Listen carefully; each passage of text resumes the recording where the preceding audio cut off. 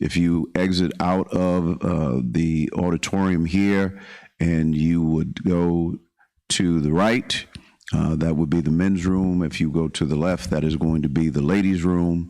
Obviously, the entrance that you came in, we want to make sure of that. But in case of emergency, we also have another exit to my left and your right to make sure that we can get out of the building. All right. Don't anticipate anything, but we want to be prepared. Amen, amen, amen, amen. So there are two things that I want to just kind of leave with you as you begin. Number one is being informed. The reason that we're having this is that we want people informed. And when it comes to our finances, a lot of things we do, we get involved in finance, but we don't do it from an informed position. And so you want to make sure that you're informed about some things, and that way you can make better decisions. And the other thing is, number two, is involvement. Those who are sitting in the audience, please just don't sit there. We want you engaged. We want you involved. All right. So if there's a question that you have, there'll be time for that.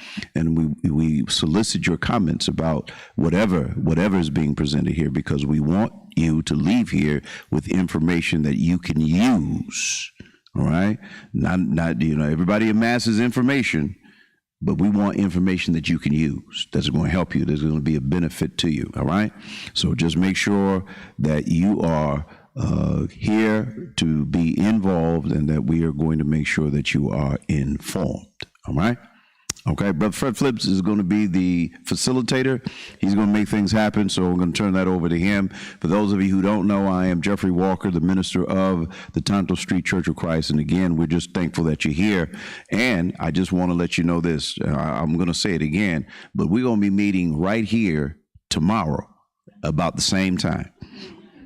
All right? And these seats that you're sitting in, they'll be available. All right. So if you show up tomorrow, guess what? These seats will be available as well. Let us go to our Heavenly Father in prayer. Our God and our Father, it is once again that we do come to you just to say thank you for all that you do. We're grateful, oh God, for the blessings of this day. We're thankful that you watched over us while we slept. We're thankful for your safety as you allowed us, Father, to arrive here.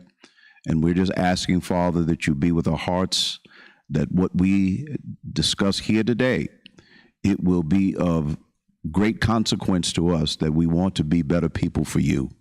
So be with each presenter, and be with those who have come to take in all of this pertinent and valuable information, that it will be beneficial to us. Continue to guide us and keep us ever in your tender loving care. In Jesus' name we pray. Amen. Amen. Brother Fred. Thank you, Brother Walker. I appreciate that. So, yeah, good morning to all. Thanks for taking the time and opportunity to come out and gain some of this knowledge and information. And we definitely want to glorify God in the midst of that as well. So I got a few things. I'll just kind of be dropping some nuggets as the presenters come up. And I'm just going to jump right into it with some scripture. 1 Timothy 6, verses 6 through 10, it reads, "Now godliness with contentment is great gain, for we brought nothing into this world, and it is certain we can carry nothing out. And having food and clothing, with these we shall be content. But those who desire to be rich fall into temptation and a snare, and into many foolish and harmful lusts, which draw men in destruction and perdition. For the love of money is the root of all kinds of evil, for which some have strayed from the faith in their greediness and pierced themselves through with many sorrows." So one might ask, why would you start out the gate like that? So just stay tuned. I got a couple more verses that kind of tie it into. But we also know that striving for the ultimate goal, that ultimate prize, and that being eternal life. So we're going to keep the main thing, but we also know that there are some things that we need to do while we're down here on this time side of life to take care of our family and to take care of one another. With that being said, I'm going to hand it off to our first speaker. Sister Nunez is going to be coming up. She'll introduce herself a little bit more, but I know she is good with the numbers. she decided to stretch herself a little bit and volunteered. But I do know she has an accounting background. And so I am going to turn it over to her.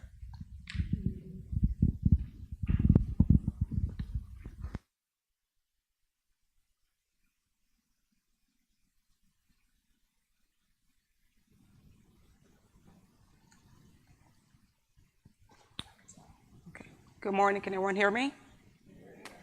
Again, I am Sonoma Nunez. I do have accounting background. I do work in auditing as well as accounting.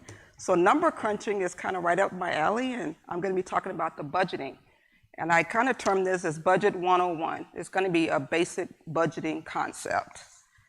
When you think of budget, it's kind of your map for every month. It puts you in control of your money. So if you want to pay off debt, guess what? You need a budget. You want to build an emergency fund, you need a budget. If you're already investing, you still need a budget. And I'm going to start off with the basic concept of calling it every dollar. So basically you're going to be tracking every dollar. And this is kind of a simple process to get started with your the budget application. So first you want to kind of determine your monthly income. And that's definitely your net income from your paycheck after all your taxes and everything is applied.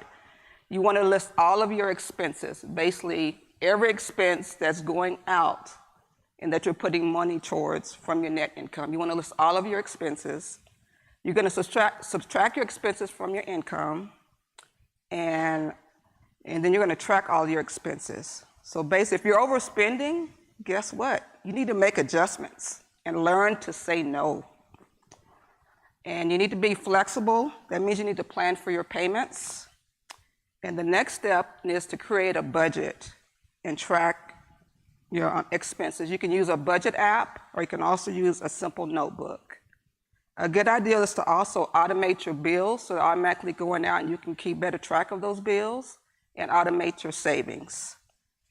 The next is actually a spreadsheet. If you can go to the next slide, it's basically tracking all of your income expenses. And my example is, I base it on a married couple. So basically they're combining their income for the month.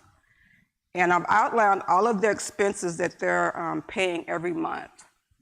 As you can see, the first thing I did put is giving. You definitely want to give back to God and put that first as part of your budgeting. And I put mortgage, utilities, which includes if you have electric, water bill, and also gas. I did a car payment. Some people are fortunate to not have a car payment, but this example gives you a car payment. Along with that comes car insurance. This example is a little bit higher because this couple has kids at home and they cover their insurance, which is definitely a lot higher for younger people. I did include gas for the vehicles. We have life insurance, which is important. So hopefully people do have life insurance. Prepaid legal, I include that as well, where they provide a legal service for us and we pay that every month. Of course, I have credit cards. The balance seems very high on this example. I also included groceries and restaurants. So groceries, your monthly bill, and restaurants is eating out. Student loan, I included that in this example. Of course, we have the cell phone, the TV, internet, and I also included in savings. So you want to make sure you're putting something towards saving as part of your budget. And if you can see, it gives you a net income of what every month, this is what your net income is, $297. So hopefully your goal is to get that a little bit higher so you have more net income. My last example is kind of some reminders. It's a goal to stick to your budget and learn to say no. A good idea is to, like I said, automate your bills and savings. For example, for your savings, you can do something that's coming right out of your paycheck, far as like you contribute to charitable contributions, or you can set up a separate type of retirement account. Like for me, since I work for the county, I have automatic state retirement, but I also set up something in addition, an additional retirement. And I did some Roth and traditional IRAs, so they directly come out of my paycheck, so I don't have to worry about doing anything extra. And that does allow you to save far as taxes as well. Another idea is to determine your long and short-term goals. Long-term could be that you want to be debt-free, and the short-term is to pay off credit cards. You want to avoid impulse spending and also impulse purchases. That means that those are items that are not planned. It's just, oh, I want to get this. Oh, I want to get this. It's not something that you need. It's more so a want. And lastly, think of the idea if you owe less, you're able to give back, and then also you can give more. So that's kind of my presentation on the income and expenses. It's basically a budget 101. Does anyone have any questions or input that they would like to ask? Bruce. When you're not doing budget, what do you think is the most difficult thing that prevents people from staying on budget? Right? Because we've tried it in the past, and we stay on a budget for a while, and then it kind of goes to a point where you start to get off the budget, right? So what's the most difficult, trap? I think it takes a lot of discipline. Because sometimes you have those, if it's a couple, you may have the nerd that doesn't really want to spend money, but then you also have that free-spirited person that, oh, let's get this. So it's a little bit, you got to really work together. So you definitely need to have a lot of discipline. I think it's possible, but you definitely have to be disciplined to stay with that budget. Yes.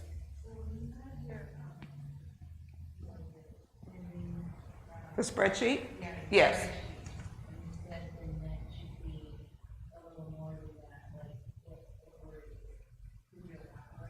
Well, I think you want to bring home more, because if you have a lot of expenses, that means you're bringing home less every month.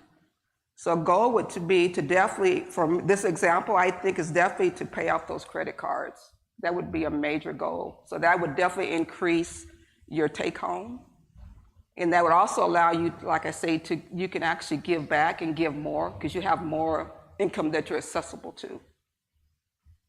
Yes. Are there any other apps that you recommend that maybe are good with accountability? Accountability, mention every dollar. Yeah, I mentioned, I think a budgeting app would also help. If you do like a budgeting app to definitely keep track of your expenses, that would be very helpful. Okay, are there any other questions? Okay, that's my presentation. Thank you very much.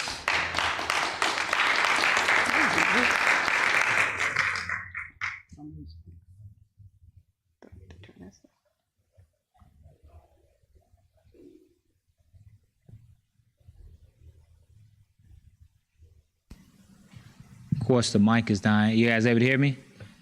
Nope.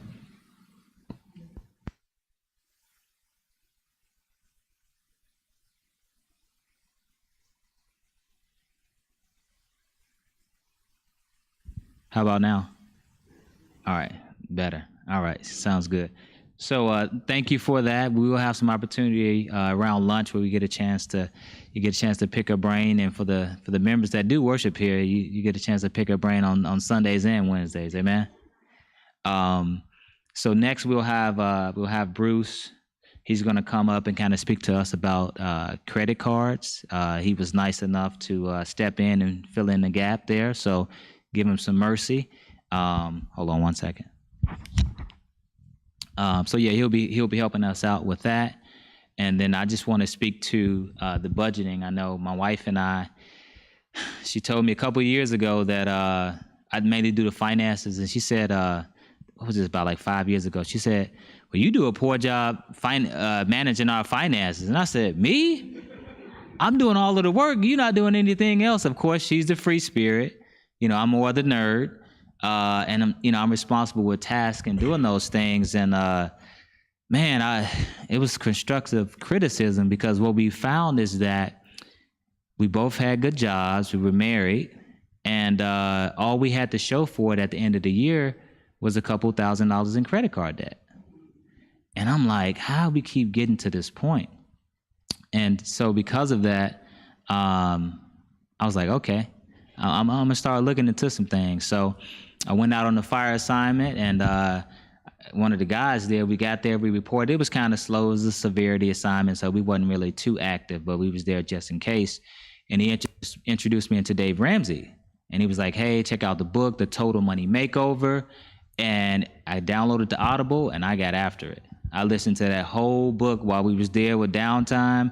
I wrote out a game plan, and I told my wife, I was like, you gotta get on board. Like, I think we can do this, you know? And so I just followed those baby steps. But budgeting was a key component of it, because you honestly don't know what's going out or what's coming in until you write it down. And when you write it down, you're still not as accurate unless you're going through the actual bank statement. And you got to think about the credit card as well. So if you got 6 cards that you're using, that's more tracking you have to do. It makes more sense to simplify it, have it all coming out of one account, and it's so much easier to be able to track that. Well, anyway, when we did that, it was it wasn't a surplus. We was like negative $300 a month. And it's like, there it is. And so just knowing that, having that ability to pinpoint where things are leaking out, where you can make those adjustments to get to, where you need to get to break even, and then slowly start making it to where you have less going out versus what's coming in. So with that being said, I'm going to hand it off over to Bruce.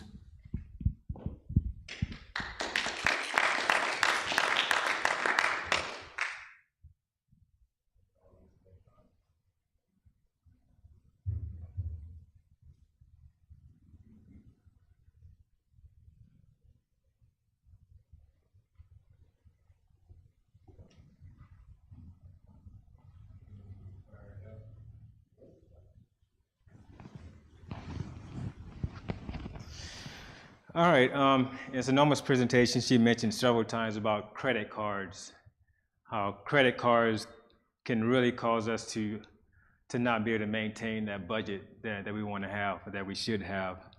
How many of us have credit cards, use credit cards?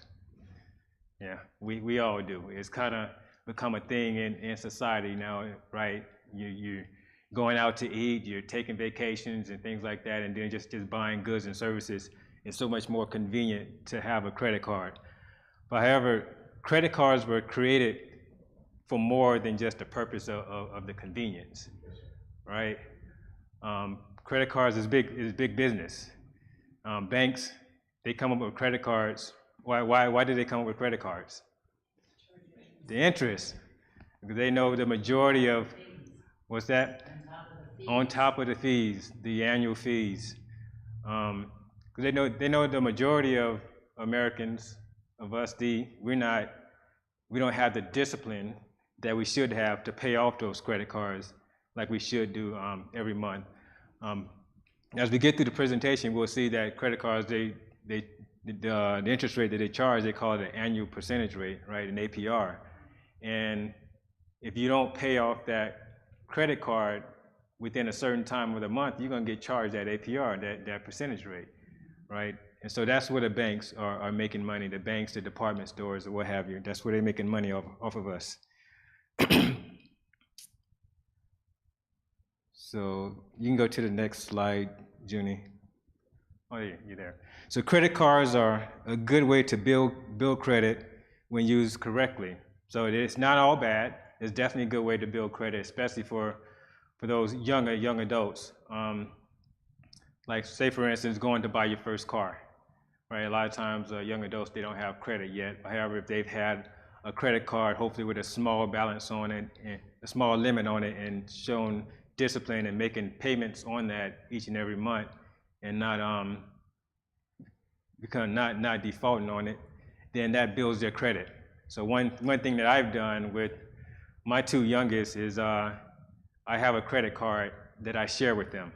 Right, when they're in school, when they're in college, they use that credit card with a limit that I give them, right? A limit that I give them. And so their name is actually on the credit card as well, along with mine. Of course, I'm paying the bill, but it's a way for them to establish credit for themselves. So when they're done, done taking care of their financial obligations, they'll have some level of credit to be able to buy what they need to buy. So the different types of credit cards, you find rewards cards, right? Department stores, Best Buy, whatever, rewards cards, cash back credit cards, student credit cards, secured credit cards. What's a secured credit card? Anybody?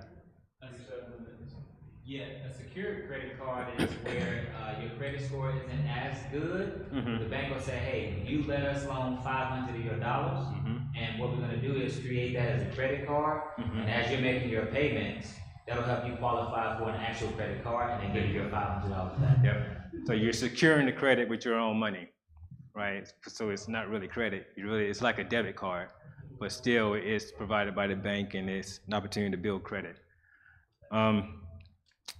Store credit cards, all credit cards have interest, as we talked about, and our objective is to try to do our best to avoid that interest, to avoid paying the bank any more than what we should have to pay them for using that credit card.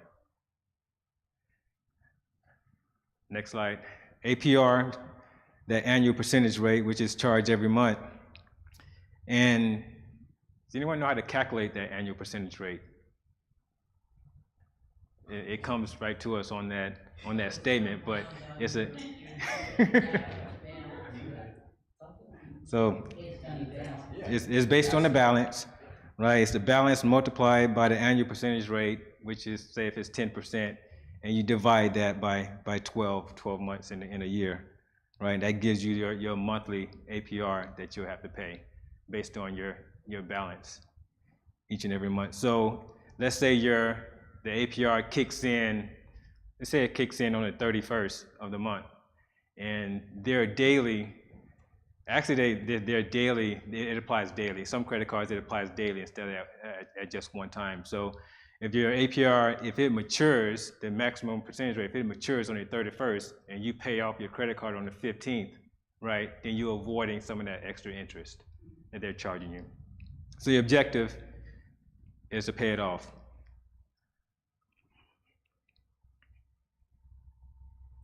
So there are situations, of course, things arise. Yes? I just want to make a comment about APR too, because Okay. some people don't realize that APR is not only tied to the interest rate they give you as well as your balances, but it includes any fees. So any fees that you're paying throughout the year adds on to your APR. So you might think your APR at the beginning is like 20% or 29%. But throughout the year, if you have late fees and service fees, that adds into your APR, making it even higher. Very good point. Very good point. The APR applies to the fees as well. Again, another incentive to do what? Pay it off. Pay it off, right? Yep. So, but there are, I mean, the credit cards does have good uses. It's not all bad, but if you realize that you're a person that don't have the discipline, right, to pay it off, or you don't bring in the income that you need to pay it off, then yeah, probably shouldn't have it. You shouldn't use one. Next slide. So here there's an example here of an account, a credit card account. Balance is $3,950, payments $79 for payments and credits, and you have your purchases there, and you have your new balance at the bottom, $29.23. So here, if the minimum payment on this card is $79, the interest rate is $43.59. That means only $35 is going to the principal. So many times we get our bill and you know, you have this almost $4,000 bill, and they say your payment is only $50. Right, you're paying $50 on a $4,000 bill, and you're still continuing to use that credit card. How much damage are you actually doing on that balance if you're still using it? Right? Yeah, I call that I call it the credit card rat race. Is what I call it, which is what it is. You're never going to catch up, right? So you have to make a dent into that balance, which means, you know, we come into a sum of money, maybe a bonus for our job, or maybe take on another extra job to bring in additional money, but we have to get to the point of paying that balance off to get out of that rat race with the credit card. And then once we get out of it, we got to have the discipline not to get back into it. Yes.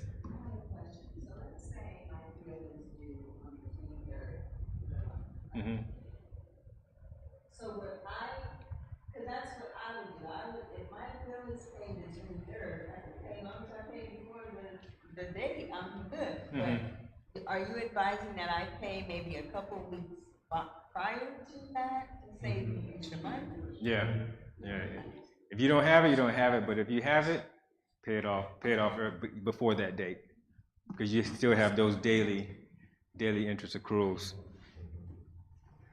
Can I just make one comment there? Yes. So that's really good advice, and if you're using a credit card because you're trying to build credit, and you charge something, you wanna wait until the billing cycle ends, and you get the bill, or see it online, before you pay it. Because let's say you buy something on the 25th, and then you're like, okay, I get paid on the 31st, so I'm gonna send it into the credit card, because you're trying to be disciplined, you wanna avoid interest, etc. Right. But if you pay that, because it didn't actually cross through the billing cycle to show that you had a debt, you don't actually get credit you don't get the positive credit bump on your credit That's a rating. good point. Because you paid it before it actually recorded as a debt. So if you are trying to build credit, just keep that in mind. Yeah. That once you make the charge, let the billing cycle end so that it says that you owe it, and then pay it. Don't have to wait until the bill is due. You can pay it right after, but wait till the billing cycle closes, because then that will actually help you build your credit rating up. Yeah. Because some people try to be really Very good disciplined and point. avoid it, but Yeah. you don't want to pay it too soon. Yeah. Good point. Okay. Next slide, Junie. So you have a $5,000 credit card limit, right? If you run that credit card balance up to $4,000 and you're constantly carrying a credit card balance of $4,000, in regards to your credit, that's not a good thing, right? That's not a good mark on your credit if you use close to 90% of what your limit is. So the objective is to try to keep your balance within 10%, somewhere around 10% max. It's going to probably fluctuate if you can't pay it off. It can fluctuate, but your objective should not to carry any more than 10% of the limit. So $5,000 is your limit. You don't want to constantly carry any more than $500 from month to month on that credit card. And that by doing that, that'll look positive on your credit.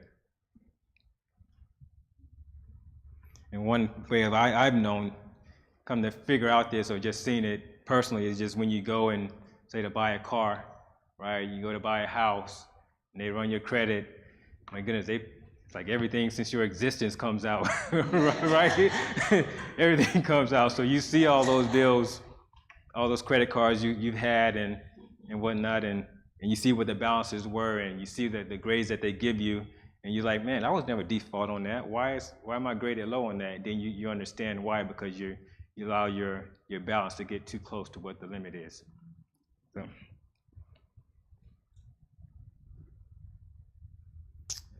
And next slide. That is really it for the presentation on credit cards. Do we have any more questions? Any additional questions? Yes. I don't have a question, but I do have a comment. Okay. Because I think it's really important for our community to understand this theme when it comes to budgeting and financial fluency, because we're not taught this. And that is credit cards, as well as your budget and investments, oftentimes have a very plain strategy that banks use. It is simple interest or compound interest. You have to understand where compound interest is going to work against you or work for you. Credit cards are a perfect example of compound interest to make it very easy Compound interest is when you're charged interest on your interest.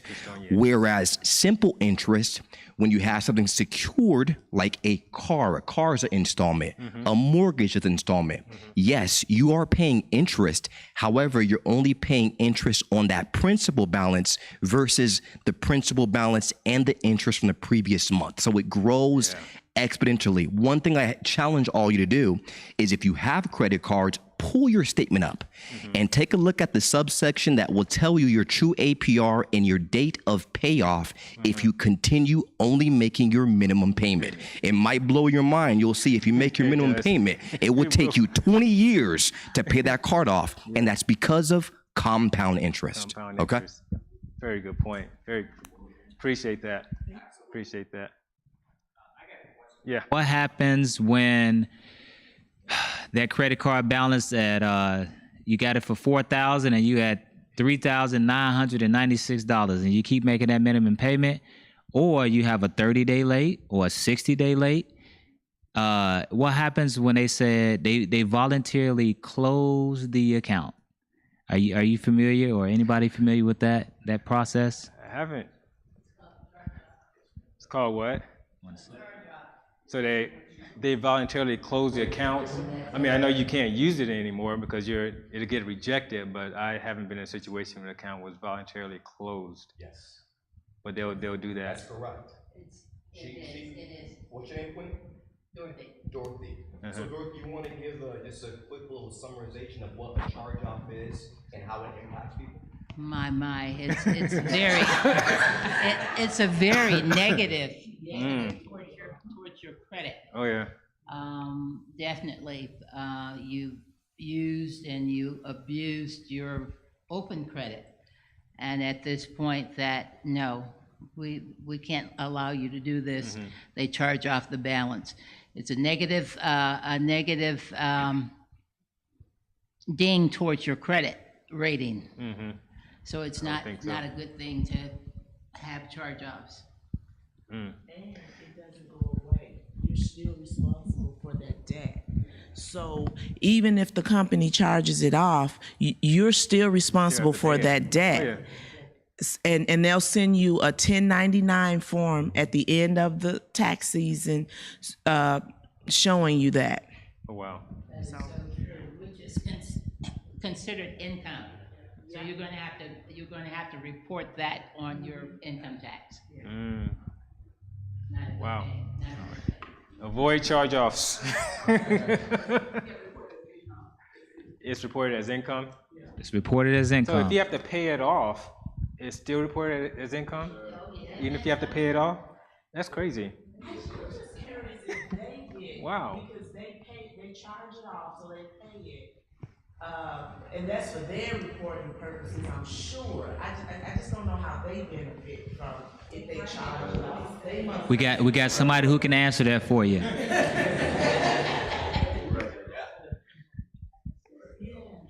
I'm going to help you answer your own question. How do you protect yourself in the event of a automobile accident, a car accident? Boom, that's your answer. So these companies they're the casino. The house always wins. So when you take out any kind of loan or they supply you any credit, the banks are in business with insurance companies. They're assured against you because what a banking institution is doing is mitigating a risk. That's all they do. Every single application, they're looking at how well is this person going to be able to fulfill whatever loan that I give them, and in the event that they don't, how do I protect myself? So you're exactly correct. A charge-off is when that institution decides, based on your payment history, good, bad, or indifferent, they're no longer going to move forward with you as a client. They're going to charge off the account. Now, if there is any silver lining with a charge-off, it's not going to be something that is actively pursued. And the reason why it's not pursued is because they've already got their money through the insurance company. They don't got to pursue it. However, whenever a company like a medical institution or a personal loan or an apartment complex, if they have you in collections, that means either they or a third party is actively pursuing you. They're trying to get that debt. But charge-offs, they're not trying to get the debt, but it will still impact you if you're looking to apply for just about anything, particularly a mortgage. and that will impact you negatively.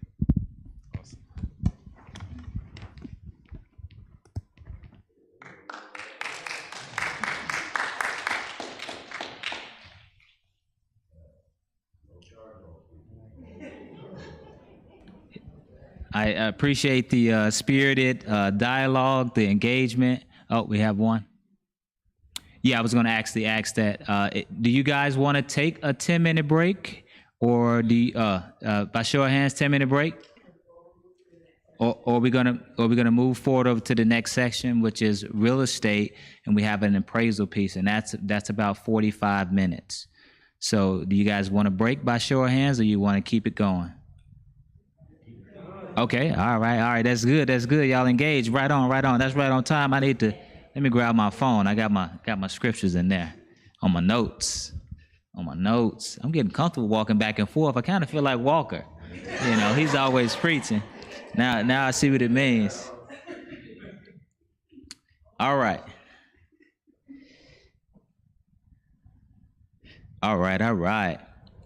Now let's look at Proverbs, the chapters 3.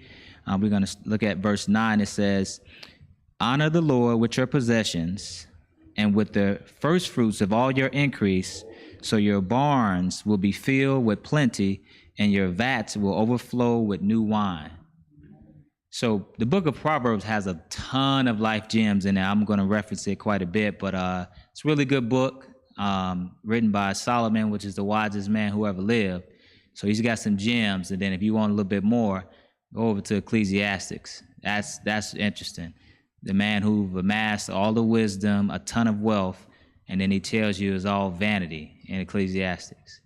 That's interesting. Yeah, I ain't gonna preach today though. But so what we're gonna do is we are going to go right into the real estate portion, and Sister Bradshaw and I are gonna work that thing together. And we also have Brother Van Morrison. He'll kind of speak to the appraisal. I think that's a very important topic, and has been a challenge historically, unfortunately, in the United States, to where you have some things that are happening that are unfair to certain demographics, homes being appraised lower versus the counterparts being appraised higher. And I think that's pretty interesting, mainly because one of the key wealth building tools we know in the United States of America is buying a home. And so you just, you want to be on guard, get second opinions, but sorry, I kind of went off a little rant there, but I'm gonna turn it over to Sister Bradshaw. And I'm sorry, I'm Frederick Phillips. I worship here at the Tonto Street Church of Christ. I am a licensed realtor. I'm fairly passionate about real estate. I think that is the way in which I will be able to build some wealth. My wife and I, we own a couple. I've helped a number of folks here at Tonto, as well as I see the Jack family, not the Jack family, but the Carruthers, yeah. But I'm looking at Jack, that's why. Yeah, the Carruthers. But anyway, I've helped a couple people out. I do know the importance of owning your home and just what that can potentially do for yourself as well as your kids. And so I enjoy it. I'm fairly passionate about it. And so is Sister Bradshaw. So I'm going to pass it over to her.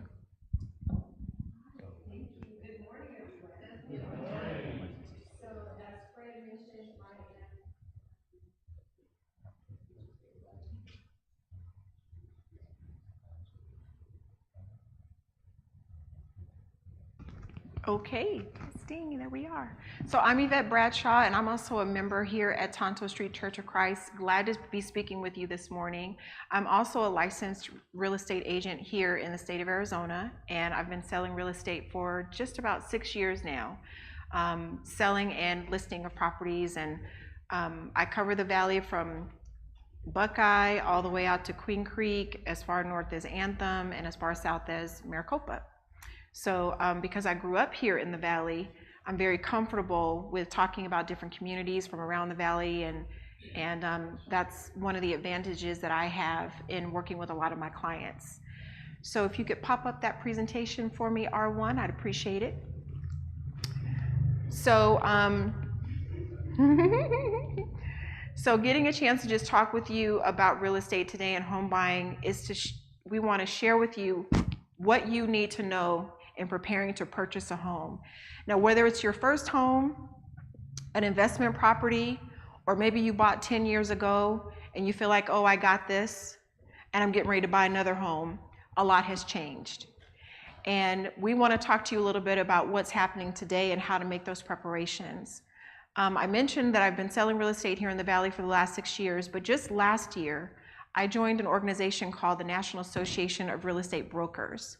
It's been around since 1947, and the real estate agents are focused on the opportunity to build economic wealth and development through African Americans owning homes. And so there is a lot of great information and research that has gone into the efforts. Fred mentioned appraisal biases that have been going on for decades. And that's another avenue that organization addresses. We also see it, we've seen it in lending practices. We still unfortunately see it today when people walk into a home and the homeowners might actually be nearby, or the other real estate agent might be at the property, and they begin to make assumptions and presumptions. So it's something that, as a real estate agent for myself, I'm consciously aware of all the time. I do my best to educate my home buyers, regardless of what your race is, and I do it without bias. I don't like to put people in a situation where, you know, they call it redlining, where you say, oh, well, if you are of a certain ethnic background, or you have a certain employer background about you, that I'm going to pigeonhole you in a certain community. That's illegal to do. That's redlining. So from an ethical perspective, because I am a licensed realtor, I have ethical responsibilities and fiduciary responsibilities to every client that I work with. But it's something to be aware of. And whenever you have questions about it, regardless of whom you're working with, if you have concerns about it, it's really important that you bring it up, because it's a process that we want to see you go through with fair treatment. Next slide. All right, so today we're going to talk about the pre-qualification process, the home search process, the contract process, preparing for your actual move, and then overall home ownership. Next slide. So with pre-qualification, that's the first step in your home buying journey. Even though you may feel like, oh, I want to get out and start looking at houses, see where I might want to live, I'm going to tell you what my dad told me. You be careful going out there and get that new car smell in your nose. And you don't know what you can afford. You don't know where you can afford to buy, and you haven't really seen what that affordability even looks like for you. So you want to go through this pre-qualification process because it'll help you understand your budget and how much house you can afford. So the process of which you can do that is talk to a lender. It could be, if you are a bank customer of Bank of America, Wells Fargo, Chase, they have lending arms, so you can actually talk to your bank. You can talk to representatives at your credit union. You may have a benefactor with your employer, where maybe they have 401k lending options, so you can talk to your 401k administrator. They may have financial advisors available through your work who are free for you to use. But these are individuals that are great to talk to because they're going to review with you your income, they're going to review with you your debt, they're going to review with you your savings, and they'll also review with you your budget. So even though you may feel like when you're talking with a lender and you're sharing this information, it may make you a little uncomfortable because you're like, why are they all up in my money business, right? But it's not for their benefit, it's for your benefit. Because one of the factors that they look at when they make a decision as to whether or not they can afford to lend you this $250,000 or $500,000, depending upon the home that you're buying, is to understand your debt to income ratio. This goes back to the conversation we had earlier on credit card usage and budgets. This is all very much a part of the process. So when you start talking to the lender and they say, well, you notice that you spend more than you earn, right? You've got all this debt because you got to make ends meet, and the ends aren't meeting, so you put those pieces of plastic together to pull all the ends together, and it stresses you, right? So it's important for you to then understand how a budget plays into your home buying journey and how your budget plays into your home ownership sustainability, okay? So after you go through this process and meeting with your lender, you'll share with them your proof of income, they'll ask for your tax returns, they'll ask for your credit history. Yes, it is important that you file your taxes. We have a lot of people that we'll encounter that say, hey, I want to buy a home. And as a real estate agent, I'm with you, right? But if you haven't gone through the steps of meeting with a lender and providing your documents, yours and I conversation in the beginning is not as fruitful. Because if you are in a back tax situation where you haven't filed taxes for the last couple of years, that's going to impact your ability to even qualify for a loan. So budgeting, making sure you're caught up on your taxes, making sure you're prepared to pay whatever those taxes are, that all plays into the factor as to whether or not a lender will loan you that money for you to buy a home. So you'll get pre-qualified, you'll go through the process, and your lender will say, you qualify for $350,000. This is what the interest rate is estimated to be at this point in time. So the other factor that they consider when they give you that dollar amount is that monthly payment. If you're renting and you're paying $1,800 a month, it may be a stretch for you to take on a $2,500 a month mortgage, right? Because that's $700 that you got to pull out of somebody's sock, and you might need a whole family of socks to get that $700. So that's not going to be your lending amount. So then what happens is that $350,000 house that you wanted has stretched you to a $2,500 a month mortgage. Now the lender is going to say, oh, we can't loan you that kind of money because $1,800 is what you're used to paying. You can't afford more than $2,000. So we've got to knock this amount down to $250,000. And now you think, oh, I'm devastated. $250,000 is not even a tiny house, right? So you may hear that news, but it's important that you understand the factors, because the budgeting will get you on the journey to being able to get that dollar amount up.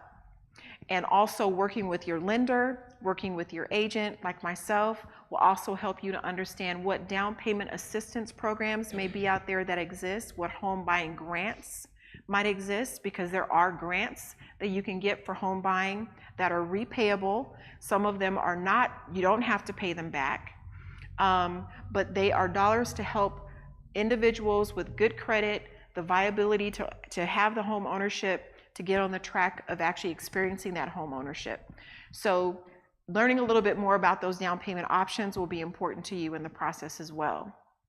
Again, this all matters because it'll help you avoid wasting time looking at homes that are outside your budget. And of course, this information is going to make you a more competitive buyer when you make offers on homes. In the state of Arizona, you cannot make an offer on a home without producing a pre-qualification letter. The other reason why you don't want to go out and get that new house smell in your nose, because you can't write a contract without being pre-qualified unless you are a cash buyer. Okay, next slide. So the home search, looking for the home of our dreams. Something to think about as you're getting encouraged, you're building that budget, and you're on your way, is to think about what's important to you. Where do you want to be located? How many bedrooms do you need today? If you're a growing family, how many bedrooms will you need a year from now or 5 years from now? Where are the schools? Where are the parks? What's the proximity of your place of worship? What's the proximity of where you work? If you don't work from home, but you're a commuter, what does that look like? You'll also want to work with an agent. A good real estate agent is going to help you navigate the market and find the homes that meet your criteria. You can interview a real estate agent. You don't have to just go with anybody that just pops up in your social media feed, but make sure that whomever you talk with is someone that you vibe with, someone that you trust, someone that you can recognize is an expert at what they're doing and that they have your best interests at heart. I'm the kind of person that I work off a lot of referrals. Part of the reason why my clients refer me is because I'm incredibly patient, and I don't push people, and I don't rush people through the process. but I take the time to educate people. I take the time to prepare them. I take the time to make sure that they plan. Well, that's great for some people, but it may not be the best for everyone. Someone that's used to buying 10 houses may not need all of my patience, but they need my expertise, because maybe they're buying a home because they live in another state and they're buying a second home here. So that's my other referral. I'm the one that they go to when they say, hey, if you're buying a home virtually, Yvette's detail oriented. She's the one you want to work with. So be mindful of what you're looking for when you're choosing your realtor and what they have to offer. At that point in time, then you'll start viewing homes, because you'll make sure that you're considering your location, considering future resale value. If your thought is that, hey, I'm only going to live there for 5 years, this is my starter home, and then I know I'm going to move to another place in town, or maybe I'm moving out of state. Well, are you moving into an area where the appreciation is higher because there's a lot of growth that's taking place? Are you moving into an area where there are a lot of families? Are you moving into an area where maybe there aren't as many families, but there are baby boomers, right? They're in that next phase of life where the kids are leaving home and it's just couples. So think about what that means for you from a resale value perspective, and do your research. What's in the area? What's growing? You know, is your house built on a cemetery? Is your house built next to a dump? You know, that's not funny. Is your house built next to a landfill? You know, what used to be in that area? There's public reports that are available to you whenever you buy a home if you're interested in learning that kind of information about where you're buying. So tips is just to be open to adjustments. As you go through the process, you may find that whatever was on that wish list needs to be reprioritized, can be reprioritized in order for it to meet your needs. And stay within your budget, because you ultimately want to manage eliminating that strain at a later point in time. Next slide. Are there any questions about that home buying process or pre-qualification before I go on to the contract? Any examples? So, when you do the debt-to-income ratio, right? My objective when I bought houses in the past is to have a mortgage below what I'm qualified for, right? Significantly below. Because I think just reading in the past and knowing in the past, many people, they say, if I'm approved for $3,000, I'm going to go buy me a house and get a $3,000 mortgage and get the biggest house that I can get and get all this stuff that I want. And although they're approved for it, later on, you get stuck when it comes time to make that mortgage payment and pay your bills. Great point, Brother Hilton. So the statement was, when they do the debt to income ratio, they give you the amount that you qualify for. Do you go out and that's what you get? My advice always to any client is, do not max out what you qualify for, but instead buy what you need, right? Buy what works for you. If it's long-term and you're looking at, hey, I want a home with a pool, but pools are $25,000, so buying a house with a pool today might save you money than getting a pool installed later, right? These are the kinds of things that you can take into consideration, but the other part you want to consider, especially in today's time, is that we've seen that insurance rates are going up, your property taxes are going up. Those are all things that will fall into your home ownership expenses as you move forward. So if you maximize what you qualify for, and it takes you into living beyond your means because you're buying more house than you really need, keep in mind that there is a factor that moves over time that will cause an increase in your expenses. So think about, what is it that you need to buy? What is it that works for you for a home? And if you can find that without maximizing your budget and what you qualify for, it's an advisable consideration. Okay. That was my question that he brought up. Okay. About staying within. Do you want to go as far as what you qualify, or stay kind of within your income? And I think it's important for people, when you're looking at your income, make sure you're not including commissions and bonuses, because that's not going to be all the time when you come to make your mortgage payment. Right. Because I mean, when we first started looking, the lender kept getting houses that, of course, we qualify for that, but that's not what we were looking for. Mm-hmm. And he kept like, that's not what we're looking for. We need to stay within. This is what we need to stay within. This is where we need to stay, regardless of what we qualify for. Nope, So- that's an excellent point. And you definitely want to keep that in mind because you may be buying a house today in which you don't own where you don't have a car note. But in the next 2 years, you know you're going to have to get another car. And that's not being calculated in today's qualification. And then you look up and you're going to have this $500 car note or this $300 car note plus insurance, which will be $500 for the month, right? That's going to take you beyond what you can afford. So again, continuing to manage a budget throughout the process, even after you own a home, will be really important. Did you have a statement? My concern is this redlining in the 21st century that is still going on, doing the biases and appraisals. Am I understanding the broker, what did you say the broker was, and the agency that you got into, are they helping to identify that? Yeah, the National Association of Real Estate Brokers, they actually have a white paper, or they're calling it a black paper, that they've written on that actual topic, and they've done research from all around the country. And Brother Morrison may actually be able to give some comment to that when he talks about home appraisals next. Yeah, so we'll table that for now. Yeah, Yeah. we did have one other question. Yeah. Oh, you got a question too? I had a comment real quick on the go back. Listening to Dave Ramsey just popped in my head. He said 25% of your take home pay is what your mortgage should be. Now that's Dave Ramsey, because he has a more of a holistic way. Because remember, you want to invest, you want to build wealth, you want to. People say 25%. Well, it's like, wait, hold on, that's real low. I don't think I could. But you want to keep that in mind. Now, realistically, you may say I can do 30 or 45 max. But what you don't want to do is walk into somewhere you're paying 60 or 70% of your net take home pay. You still got utilities. You still got to live life. You want to invest. You want to be able to do things for your kids. So 25, I would say, till about 40 max. It's just something to keep in mind of what your net or what you actually are taking home from your job. And then we got one question before you. And yeah, one before you. Yeah. Let's just say you're purchasing a $400,000 home and your monthly payment is $2,300. How much reserve you advise your clients to say to have when making that purchase for backup or emergencies? You know, for me personally, I always recommend the old adage of 6 months, because emergencies that come up can run the gamut. It could be a new set of tires.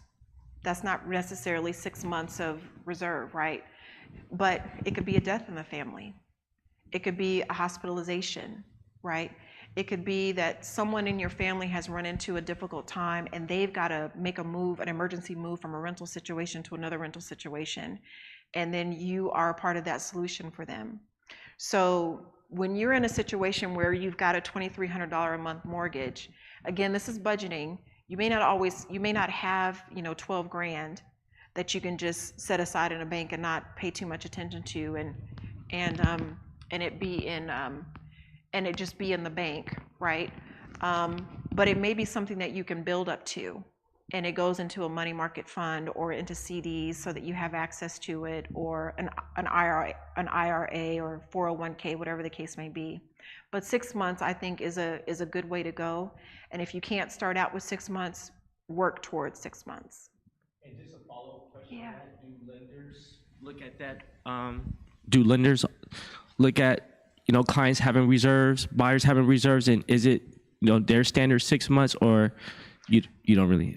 They don't have a standard around the savings. When they make evaluation for qualifying you for a loan, they'll ask you about your savings and what you have, but they're only looking at it from the perspective of how much do you have to cover your closing costs and how much do you have for your actual down payment.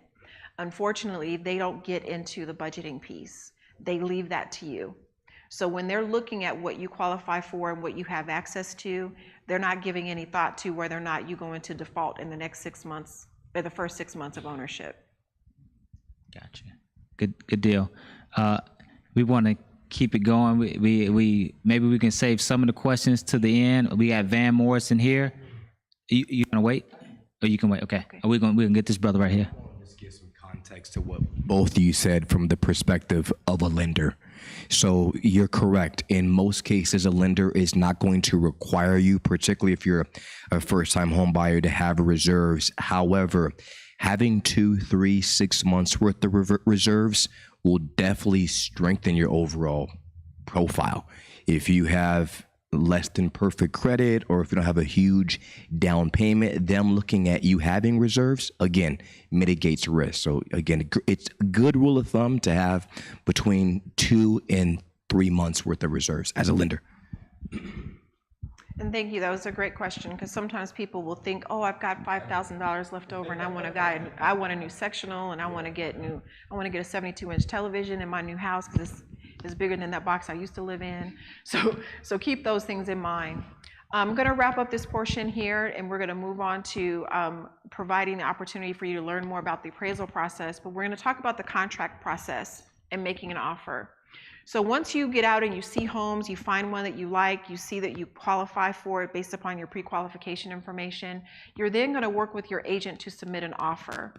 And in submitting an offer that's looking at the comps in the area, making sure that whatever it is that you're paying is indeed a fair market value for what's been sold in the area. It's important that you know it's priced based upon what's been sold in the area. And your appraisal is a big part of that component. The negotiation is one in which you then go back and forth and making an offer to the seller. Your real estate agent will manage that process for you, where you make a determination of, hey, this is how much I want to pay. The refrigerator, we went through the home inspection, the refrigerator doesn't work. I want them to replace the refrigerator, or I want them to give me a credit for getting a new refrigerator. This is all part of the negotiation process. So when you enter into creating that contract and making that offer, you'll have what's called an earnest deposit, which basically is saying this is my good faith deposit to say I really am serious about purchasing this house. And if something goes wrong in this process, that's my fault, meaning I went out and I got myself unqualified from being pre-qualified because I bought a car or I ran up my credit card debt, etc. I got enough skin in the game that I'm willing to lose my earnest deposit. So I've had situations in the past when we were in like these bidding wars and things like that, and I had clients that were really interested in buying a home, and they'd say, well, is $1,500 a month or is $1,500 earnest deposit enough for a $500,000 house? Not in a bidding war. If you have the money and you're serious about it, you might want to bump that to $3,000 or to $5,000, right? So there's a whole conversation and discussion that goes on beyond that, goes on in that situation. Your agent will work with you on it. Then you have your home inspection. That's another part of the negotiation because you learn about the overall health of the house, right? You learn about, what's the condition of the roof. Even though the house has been freshly painted, what you don't know is that there's evidence of termites, right? That may come out in your home inspection as well. So again, all of this goes into what's the value of what you're paying for the home. Then there's the home appraisal itself. That's a part of the home evaluation. So when you get through your home inspection, your home appraisal, you may have made an offer of $400,000 for the house, but when it's all said and done, it may be like $8,000 in credits that you may be needing to get because of the home inspection results or because of where the comps came in on the home appraisal. So now you're only paying $392. And that closing costs is another component, and I want to make sure to specify the difference between closing costs and down payment. You as the buyer have two pots of money that go into your home buying process: closing costs and down payment. Down payment is the amount of money that reduces the amount that you're going to owe for the loan. If the loan is if the home is $392,000, but you're putting down $12,000, that means that the lender is only loaning you $380,000. That's down payment. Closing costs is the pile of money that talks about the cost of the loan process. The cost of the loan process is your insurances, your escrow fees, your title search fees. Some of these things can be negotiated, so you'll work with your title company to help you with that. Your real estate agent can also help to negotiate some of those fees as well. So there are two different piles of money that the buyer, you as the buyer, are responsible for. And sometimes you can even negotiate some of that expense to come through a credit from your seller. You can ask them for a concession. And in that asking them for a concession of like $5,000, that might help alleviate what you would have to pay towards your closing costs, because it means that the seller is assisting you with your closing costs. And then there's contingencies that fall into it as well when you're making an offer. And that could be that maybe you're selling a home and you have to sell that house before you buy a house. And so your house is on the market, so it might mean that you're closing on the home that you want to buy. It may take a little longer. So there are those type of contingencies that come into play as well. Next slide.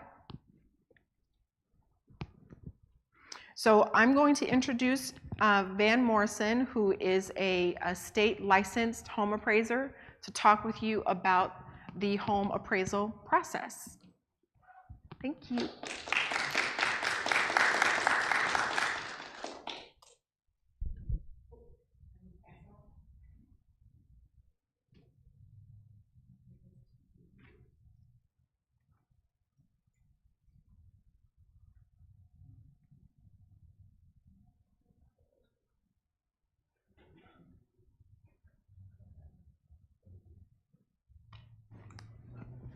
Okay, I'll be talking with you about the appraisals, which is part of the process of getting a house.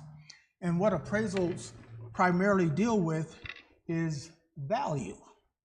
So the question is, what is value? And everybody has an opinion about what value is. Well, what makes mine different somewhat is that I have to have a supported opinion. I can't say, I think this house is worth $1 million and this one's over here worth $250,000 without having some support. And that's the same thing like if you go to your doctor and he has an opinion as to what your health is and what he wants to do. And sometimes if you don't agree with that, you get a second opinion, right? Well, the same thing can happen in appraisals. And like relocations, they always get a second opinion. And they want to see if two appraisers' opinions agree.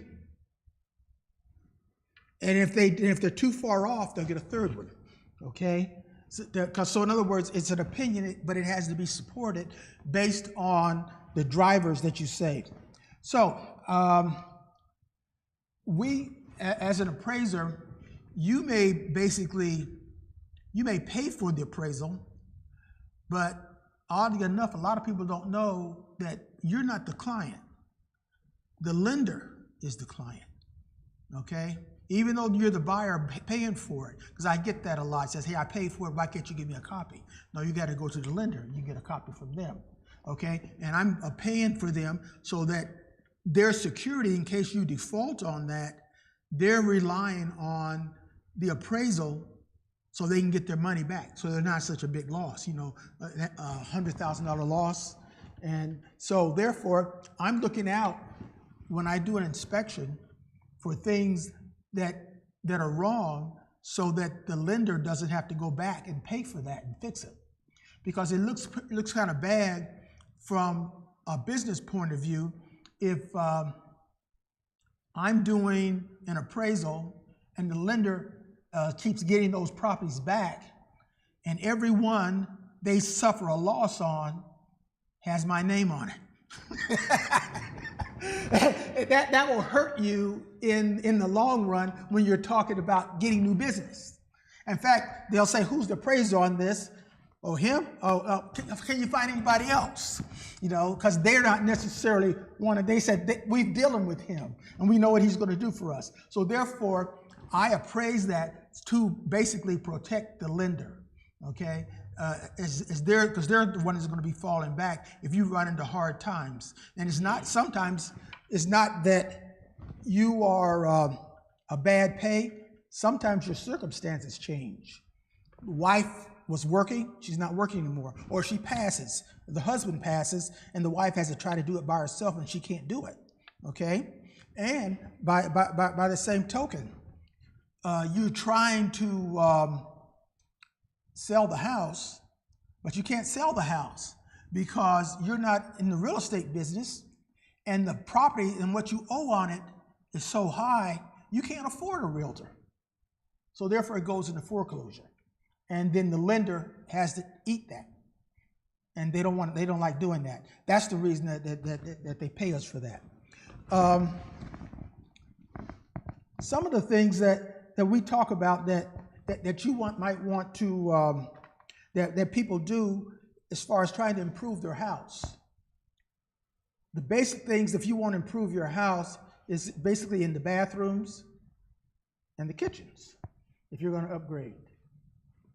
People look at that. Those are the things in there that add value most of the time, that add the primary amount of value, okay?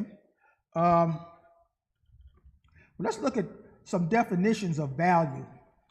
I've come up here. In real estate, value refers to the worth of property in monetary terms based on various factors such as location, because you can't move it, right? Condition, okay? The lender does not want to go in there and have to put new carpeting in unless they know it up front.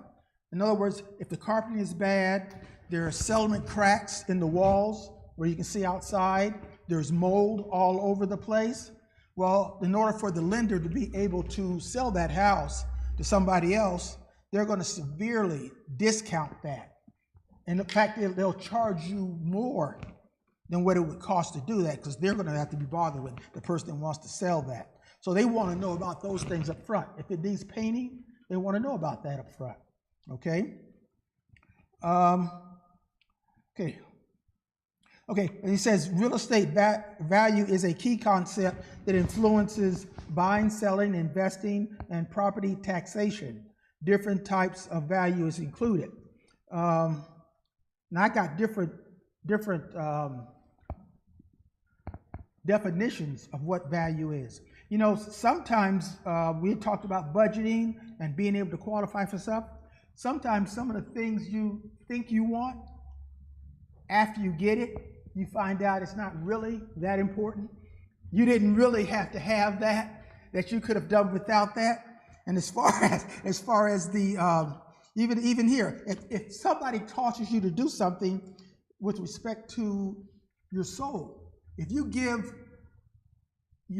lose your soul, what have you given? And whatever you get, is it really worth it?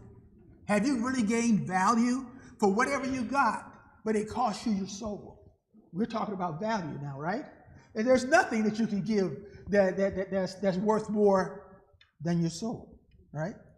So we're saying the same thing. You need a new car? Well, maybe that car is good. Maybe you want a new car because your neighbor got one. Okay?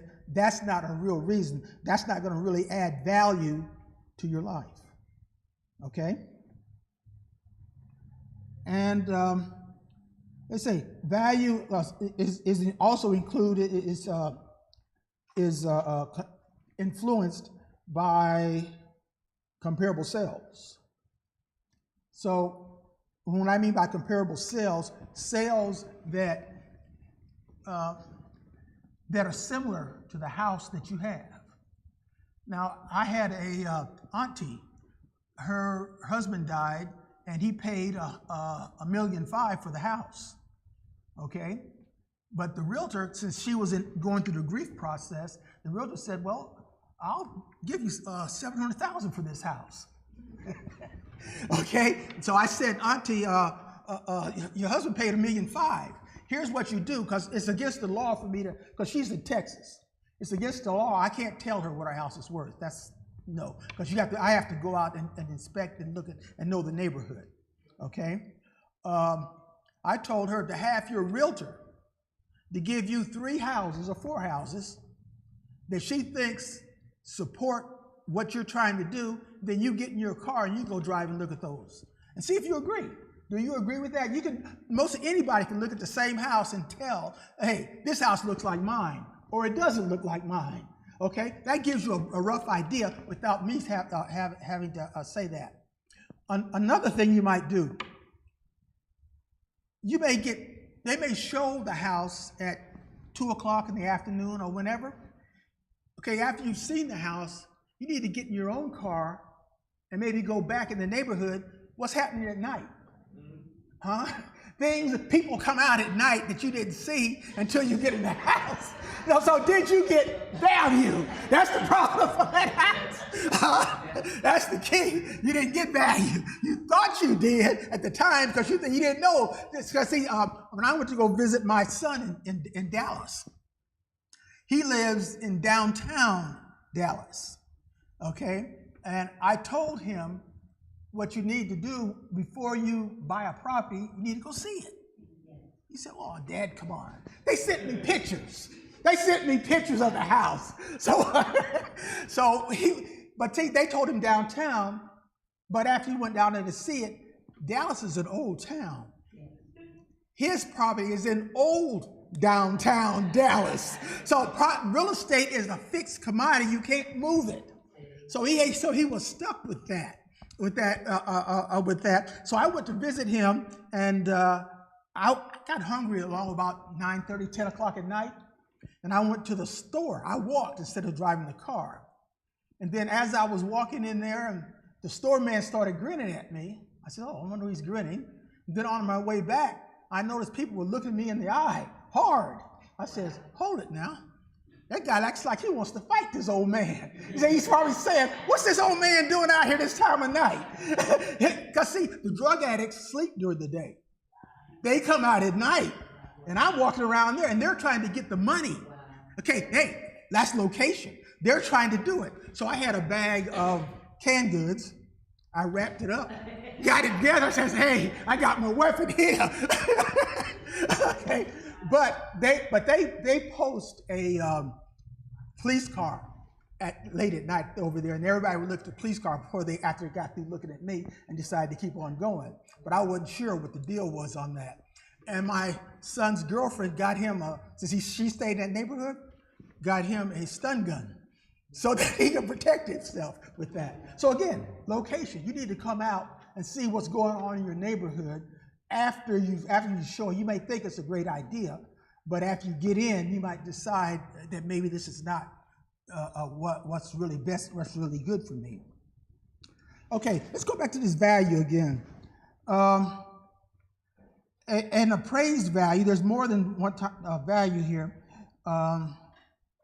Appraised value determined by a professional appraiser based on the size of the property, the condition of the property. Again, I reiterated the location of the property, and also recent houses that have sold. Another story. I did an appraisal. I did one where the individual bought a house, and his house was not on the lake, but he had water, about this much water running through the back. And you can't, and when you buy a property, you can't divert the water, land and stuff. You can't rechange that and have it go someplace else. But the builder told the realtor, I want you to show this house at 4:30. Make the appointment at 4:30. Well, what happens when he showed the house, but unbeknownst to her, he feeds the ducks from the pond on that lot. And they walked up on the lot, and his wife thought that was the beautifulest thing, okay? But me, as the appraiser, the house across the street, which is the same model, was selling for $60,000 less. So what she was actually buying was $60,000 ducks. Huh? Yeah, the realtor set them up. He knew what he was doing. He told her, hey, because he said that, because farmers do that too. When they go out and hunt, they set food out so that their hunting is successful. They know the animals are going to go there. Well, he did the same thing with the ducks. But his wife wanted it. She didn't work, and he could afford it. They could qualify for that money. But he didn't want to sick the $60,000, so I became the bad guy. Because they said, well, the appraisal didn't come up to what we need to. So he was able, and everybody, the builder, his wife, and everybody else was talking about me, but he gave me a call, said, thank you. And so I said, next time you need to go out and get a house, you go look at the houses, Then show your wife the houses that y'all gonna look at. Good idea. Go ahead. 5 minutes? Oh, I gotta hurry up. Okay. Okay. Another values you can have is investment value. That's another way of buying a house. You have, and it's based on cash flow as far as how much cash is going to get out of there. There's 3 approaches to value: cost approach, income approach, and market approach. And each one of those are different ways you can do to support your value.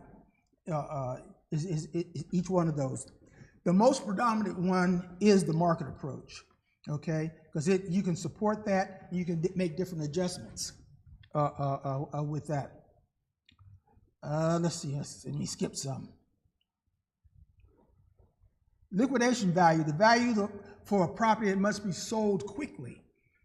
Okay, sometimes if the bank gets it, it doesn't want to hold the property. Things happen to the property when it's sitting vacant. They don't want the property to get tore up and torn down. So therefore, the person knows this is a repo, they'll lowball it. Okay, or if you're trying to sell your house and all the other houses in there on the same street are repos, it cuts the value of your property down. Because everybody else, they can get a similar house, maybe not be as good as yours, because it maybe doesn't have the curtains and all that stuff yours has, but they can get enough a decline in value for the property that as far as a liquidation property goes, it hurts your value. So again, I would, as the appraiser, you have to be the bad guy and say, no, there's too many repos on here, so this house is not going to appraise for what the buyer wants for that. Okay. What about pools and patios and garages and stuff like that? Rec-B garages. In some cases, you could put those things in there, but a lot of times you don't get back the cost in value. So what I'm trying to say is cost does not equal value. Right? Okay, sometimes and it also depends on how they bill it. If you add things, the builder will charge you for adding things in the after he starts building it, you pay an extra. But that doesn't mean your house went up in value. It just went up in cost. Make sense? Okay. Let me run on here now. Another thing you might look for that hurts value and hurts people to be able to qualify is insurance. If your insurance is high, the amount of money you have to make to qualify for that house goes down. You can't qualify for as much house. The same thing with taxes. If the taxes are high, those things also help hurt the market, okay? If your insurance, because there's not very many people that can buy that house, which comes into what? Supply and demand. Actually, supply and demand determine price or cost. If more people want your house, you can ask more money for it. If fewer people, and I mean effective demand, there's a difference. People may want it, but they can't qualify for it, which means they can't get the house. How much time I got? 2 minutes? Okay. Okay. Another thing that's very important is zoning. When we talk about land or highest and best use, is one of the things that we deal with. That I have to come up with is remaining economic life. Okay, and that has to do with how long will this house last before you have to do some major renovation on it, a major updating. The more expensive of the house that you have, it doesn't last as long. Because people that pay $1 million, they're not just interested in that the house is warm, cool, and the roof doesn't leak. They want a lot more than that. They don't want dated 1960 furnishings in their bathrooms. that has, for that price range, it has to be brought up. So the effective age and the remaining economic life may not be the same for a lower house. They're interested that the air conditioning works, is warm and cool, and the plumbing works good, okay? So therefore, the newer house, the more expensive house may have a shorter economic life. It has to be remodeled. Whereas a newer house, whereas a lesser expensive house in a home where they can't afford to pay that much money, they're just interested in getting a house. The $1 million house, they're buying a lifestyle, okay? That's what you're buying in that. And if that house doesn't reflect that, that's gonna be reflected in the value. I guess I need to jump out of here.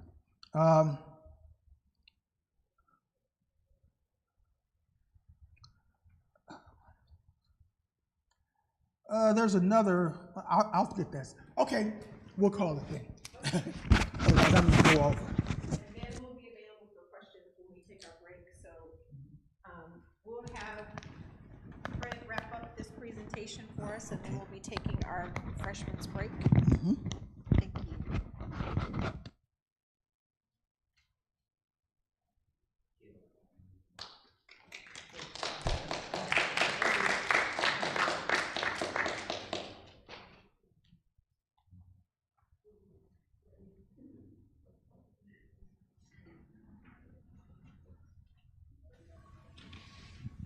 All right, next slide, please. A little rapid fire here so we can break for lunch. All righty, preparing for the move. What's next? All right, scheduling the closing, okay? So on this day, the time has officially come. You have met all of your lending requirements, that you've gone on the underwriting, and there's typically two processes that's going on. So you're matriculating through the home buying process and all of the documents, the home appraisal and things of that nature, but also on the lending side, there's a checklist that they're punching through as well. So that's when they get into the weeds on taxes, things of that nature. Hey, you pulled out this $5,000 was dropped into your account. Where did it come from? And so they want to know, the banks want to know and kind of track that. So that checklist is going as well. The sweetest term that you can hear from a lender is you are clear to close, which means now they've checked everything. The bag is secure, as young folks might say. And it's just a matter of actually going and having the meeting, getting your paperwork all squared away, and you're actually signing. So bring a nice pen, make sure you take a picture because you're going to be signing a lot of documents, but it's kind of exciting. Yes, and so you also want to do, what you want to do is touch bases with your landlord. So this is an important piece people often forget. So now you need to be making sure you're aware of what it takes to break the lease, if you are going to break the lease, or whatever those requirements are. Some people will say, hey, I'm willing to break the lease. Some people have the relationship with their landlord. Hey, I'm in the process of buying a house. I've been good. What does that relationship look like? And some will say, hey, just give us a 30-day notice. Once you guys know, that's fine. Others may say, hey, I need 2 months rent, and you're good to go. So always keep that in mind. Organizing yourself for the move. So logistically, are you going to hire movers, gather and packing supplies, kind of sort through these things? And you want to kind of be keeping in mind, and I think you'll have an idea as you're getting closer to the process of closing, getting near to that closing date, you'll have an idea that, hey, we actually are going to be able to buy the home. It's not a major snag, so forth and so on. But being intentional about that. And some people say, you know who your real friends are when it's time to move. So if that's your contingency, you're going to use other people. Just be aware that that's all squared away. But look into the resources, look at the U-Haul, get that stuff all squared away logistically, especially if it's a long distance move. Those things often kind of get you caught up. And now you're thinking you needed the money, but you didn't exhausted most of your money with trying to buy this house. So you want to be cognizant of those things.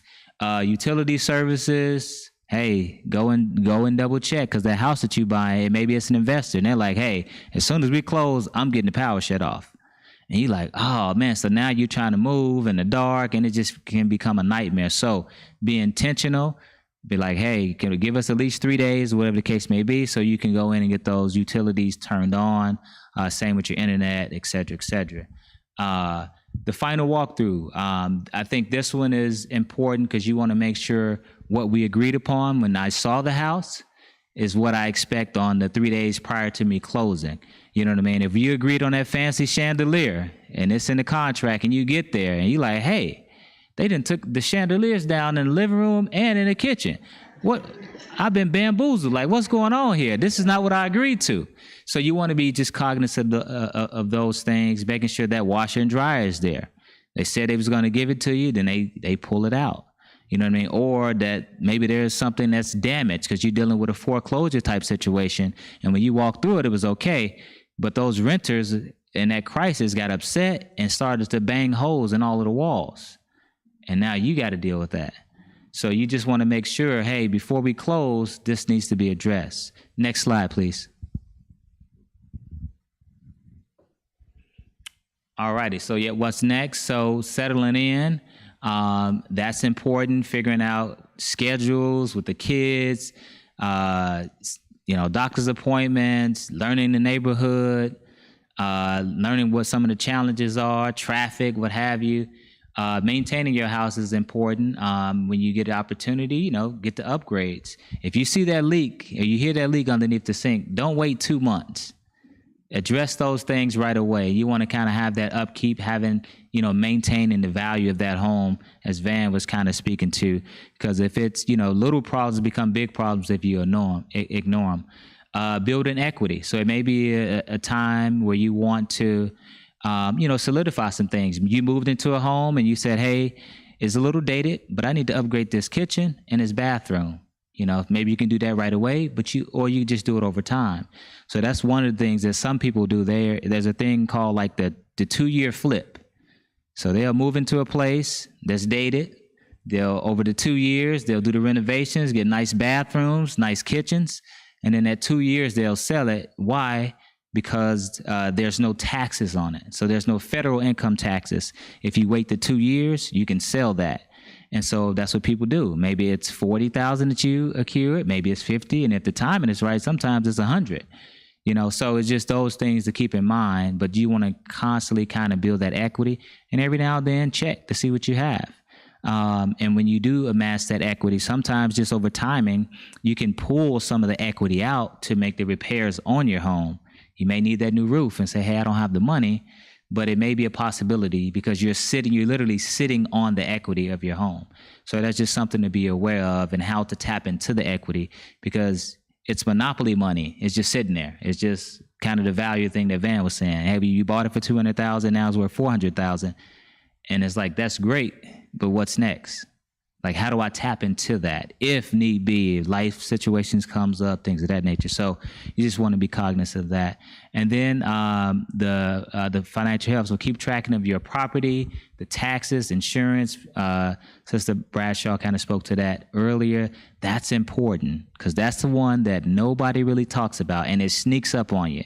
And for 2 or 3 years, no raise in income tax, you good. You already, first of all, you didn't stretch yourself to get into the house because you didn't listen to the advice from your realtors or somebody who's done it before.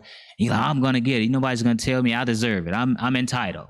I'm going to get that house. Okay.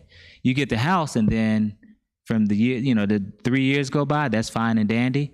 But year 4, your property taxes jump by $200, and then your insurance jump by another $100 by the next year.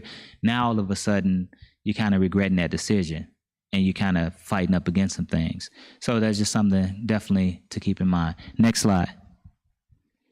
All righty. So now that you have that house, let's talk a little bit about the journey. Staying informed, understanding mortgage terms, staying aware of those interest rate changes.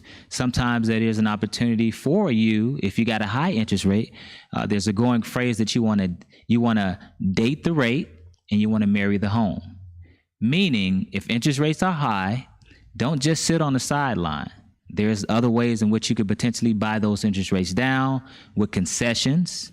Hey, I need $5,000 or $10,000. Ask that from the seller. They know the condition because they're probably selling their home so they can buy again on the other end. And they're going to have to face those same financial challenges with interest rates and things of that nature. So sometimes it can be a lot of noise, and people just say, I'm just going to sit on the sideline. But there's ways to get around it. But you want to be aware and educate yourself on when it's time to refinance. What does that look like? Does it make sense to lower my monthly payment?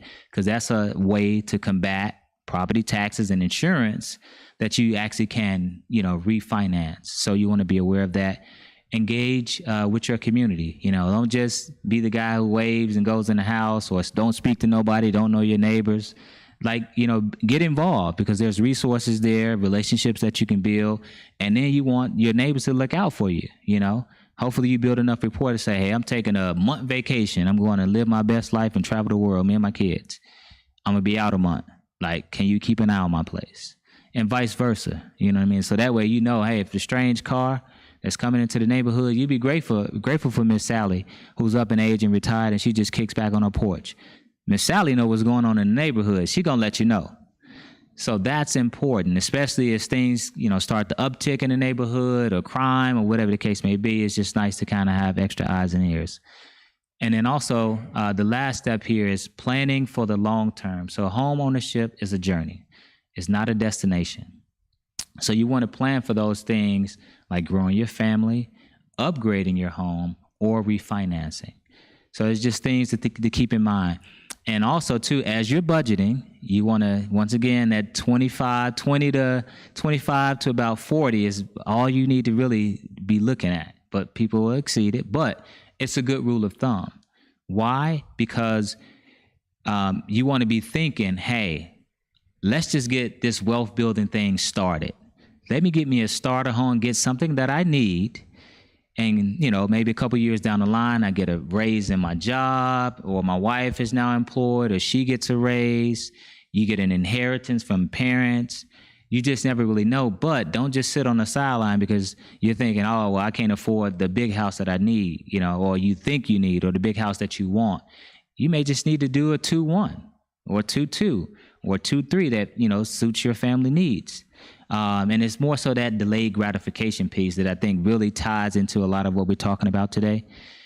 So that's something that you want to keep in mind. It's one thing to get the keys, which is exciting, but it's another thing. The flip side of that is that you're not a good steward. And now you're facing foreclosure because you're house poor. The stresses that it causes on you, if you lose your job, or, something happened, Lord forbid, you're really, really up against life challenges. So I'm going to end it there. And we have questions, but I think we dove into a lot of those questions. Of course, we'll have a little bit more time today, but we want to be respectful of everybody's time. And so what I have as I transition, I'm going to do some giveaways. All right. So if everybody signed in, you got a chance to win. Okay? All right. But we want to be intentional. We want to be purposeful of what we're doing here today. And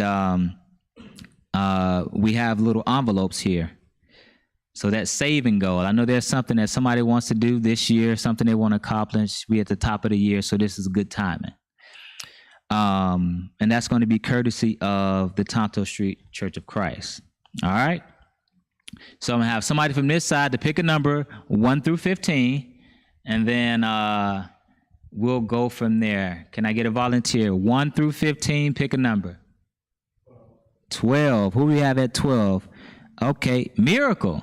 Look at that, Miracle. Okay, so do you have your pen? All right, come on up. You have your pen. I'm going to put you on the spot here. Write your savings goal right there. How much you want to save for whatever it is that you're trying to do.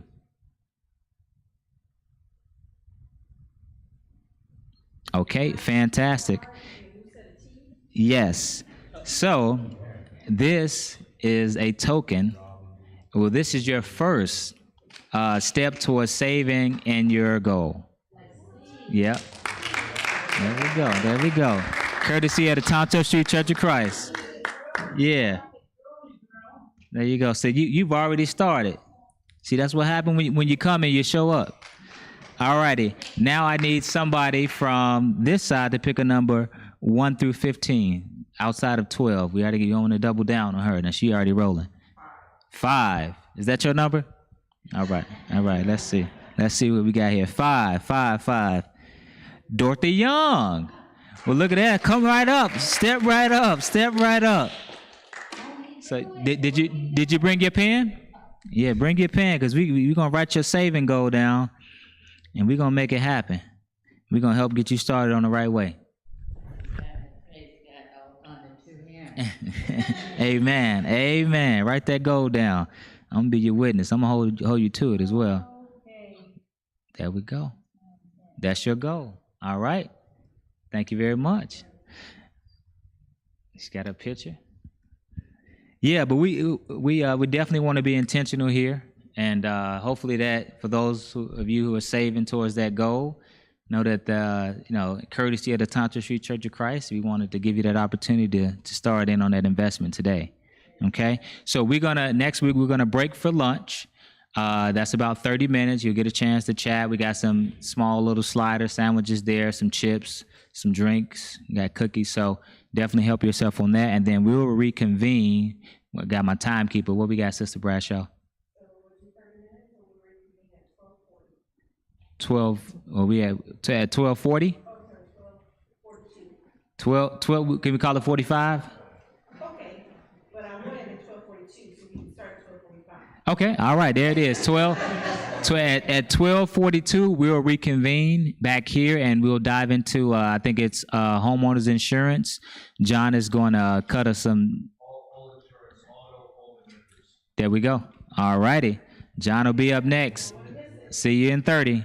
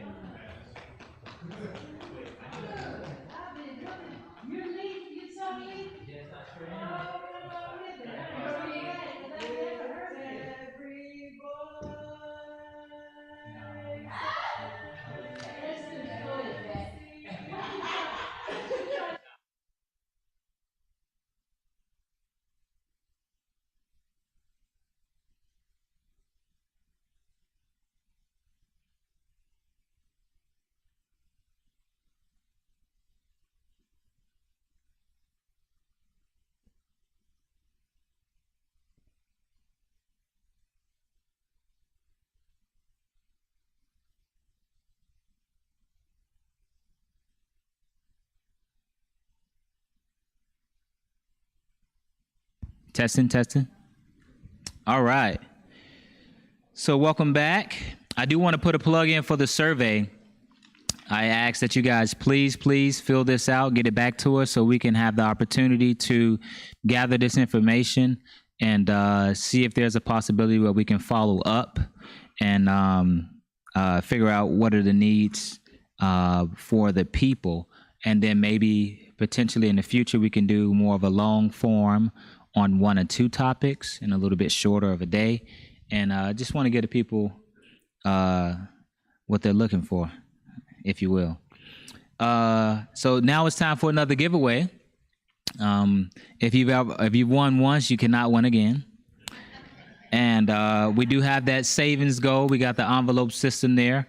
Want you to be intentional, and we want you to reach those goals. So I need John, since you're here. Can you pick a number 1 through 15? We're gonna go with 2. 2. All right. Tara. Hey, Tara is the second person to sign in. If you would come up and write your goal and receive your $20 towards your goal, courtesy of the Tonto Street Church of Christ. Well, look at there. You can thank John. You just sign right there. Well, put your goal amount. Because I'm gonna text you and check in and say, okay, how's that goal savings going? There we go. Okay. All right. I like that. All right. And we got to get a picture. All right. Thank you. All righty. I'm gonna get a quick verse in, and then we're gonna turn it over to John. And John said no PowerPoint is needed. And I love working with the brother. We work closely here at Tonto. And man, he exudes confidence. That's one of the things I've learned from John.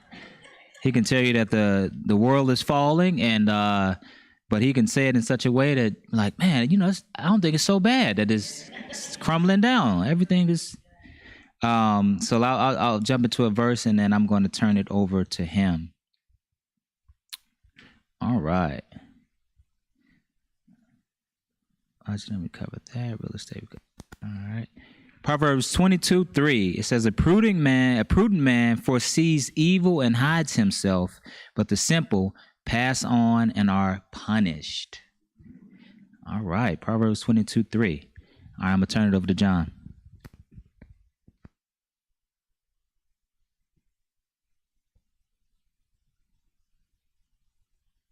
In the insurance industry. I no longer work in the insurance industry.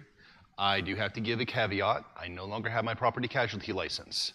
I am not going to advise anybody to do anything. I'm going to give examples, and I'm going to explain a few things. If you want a deeper opinion, we can talk later. I'm cheap, just feed me. All right, if you guys got your pens and your paper ready, this is going to be very interactive. So go ahead and get that prepped. Insurance is the best idea that we humans can come up with to protect ourselves against the future. Once you get right down to it. The only thing that we can think of is, hey, let's set aside some money, and instead of waiting for, hey, something to happen, and now that money is coming out of our bank accounts or our mattress or wherever we happen to keep it, let's go ahead and pay a lesser amount. And you know what? Let's get you and you and you and you and you, and let's all pool our money together so that all of us are paying less. And when something happens to one of us, then that company that we are pooling all of our money into pays out in the event that something happens. Now, not just anything happens, it has to be covered underneath the policy itself. But that's generally what insurance is, once you really boil it down and get to the nitty-gritty. So here's what I'm going to have you guys do. I need you to create a very basic chart. I need you to put auto insurance at the top. A little bit to the right, I need you to put a line right down there. Not in the middle of the page, a little bit to the right. Okay? On the left-hand side, you're going to put the letters BI. That stands for bodily injury. Okay? Give yourself a space, put PD, that's property damage. Give another space, you're going to put COMP, that's short for comprehensive coverage. Another space, and then you're going to put COLL, that is collision coverage. Now, based upon the format of auto insurance, then we're going to roll into homeowners, which will also double as renter's insurance because they're both very similar. We already have a question. I haven't even started yet. Sure. Auto insurance on the top. Not in the center of the page, slightly to the right, big line down the middle. Okay? On the left-hand side, you're going to put bodily injury or BI, give a space. Next line down is going to be property damage, space, comprehensive, COMP, space, collision. Okay? That's the basics of auto insurance. Now, there's other little things here and there. These are the main portions, the important parts. So auto insurance essentially is going to indemnify you. The idea of indemnification is to put you back to where you were before the event happened. Auto insurance, fire insurance, which is home, which is renters, is not designed so that you actually make out better than where you were. That's not how it's designed. Sometimes it happens, but usually when that happens, you're also dealing with an injury. Now, two of these points are going to be to cover your finances and cover your rear. Two of these points are going to be making sure that you are taken care of. I want you to imagine this. You're driving, something distracts you, you T-bone a Lamborghini, okay? I wish I could say that this is a rare occurrence. They had the right of way. It is your fault. Now, even a low-end Lamborghini is going to be a $150,000 car, and that's if it's like 10, 20 years old, and it's not one of those really rare ones. It could, of course, go up to millions, but I just use a Lamborghini because everybody knows those are expensive vehicles. Your bodily injury limits are going to do one thing and one thing only. Make sure that very little, if anything, comes out of your direct pocket to pay for their medical bills. Now, for bodily injury in the state of Arizona, last I checked, are going to be these levels: 2550, 5100, 100 300, 300 300. Here's what it means. 25 means individual, you'll only hurt one person. That is the maximum amount of money, $25,000, coming out of your insurance company's pocket to pay for their medical expenses. If you injure two or more people, it could be 2 people, it could be 10 people, it could be 50 people. If you cause like a 7, 8, 10 car pileup, if there's 50 people that are hurt and it is your fault, that maximum amount is going to be paid out, spread out across everybody as needed.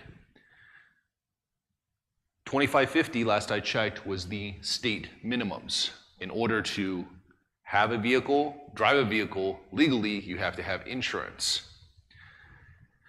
Make sure that your coverage is good based upon your needs. Now, you're some kid, you barely got a job, you're still living at home, you're making, I don't know, $25K a year, $30K a year, something like that. Something, small or low.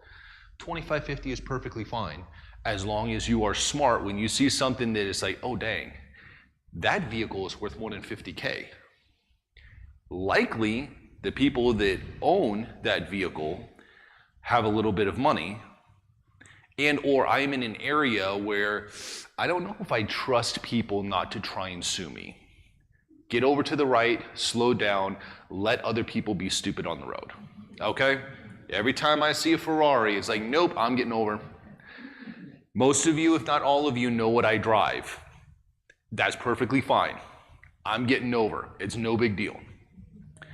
The more that you own And the more potential you have to do damage to someone, if you have more of a lifted truck, if you've got something like a tank, i.e. a Hummer, if you've got something that is more solid and it is likely to do more damage, your bodily injury limits likely need to raise. Again, not advisement, just letting you know this is a smart way to go. Your bodily injury limits also should reflect what you currently have. If you own your home, they need to go up. If you don't own a home, they can go down. If you have assets, it needs to go up. Okay? Everybody understand bodily injury generally? Questions, comments, concerns? So the concept if you own more, those limits need to go up. I'm not understanding that. Okay, so if you own a home and your home is worth $300K, okay? Your home currently worth $300K. You happen to do bodily injury to somebody. You only got $25.50. The total amount of their medical bills is $75K. Now, last I checked, in the state of Arizona, they cannot force you to sell any sort of asset. They cannot force it legally. But companies, especially the shadier ones, have known this for long enough to know we're going to make that the easiest option. So if your bodily injury limits are higher, then the chances of you being pressured or needing to sell assets, such as the home that you own, whether you still have a mortgage or not, dwindle drastically. So you want to protect your assets.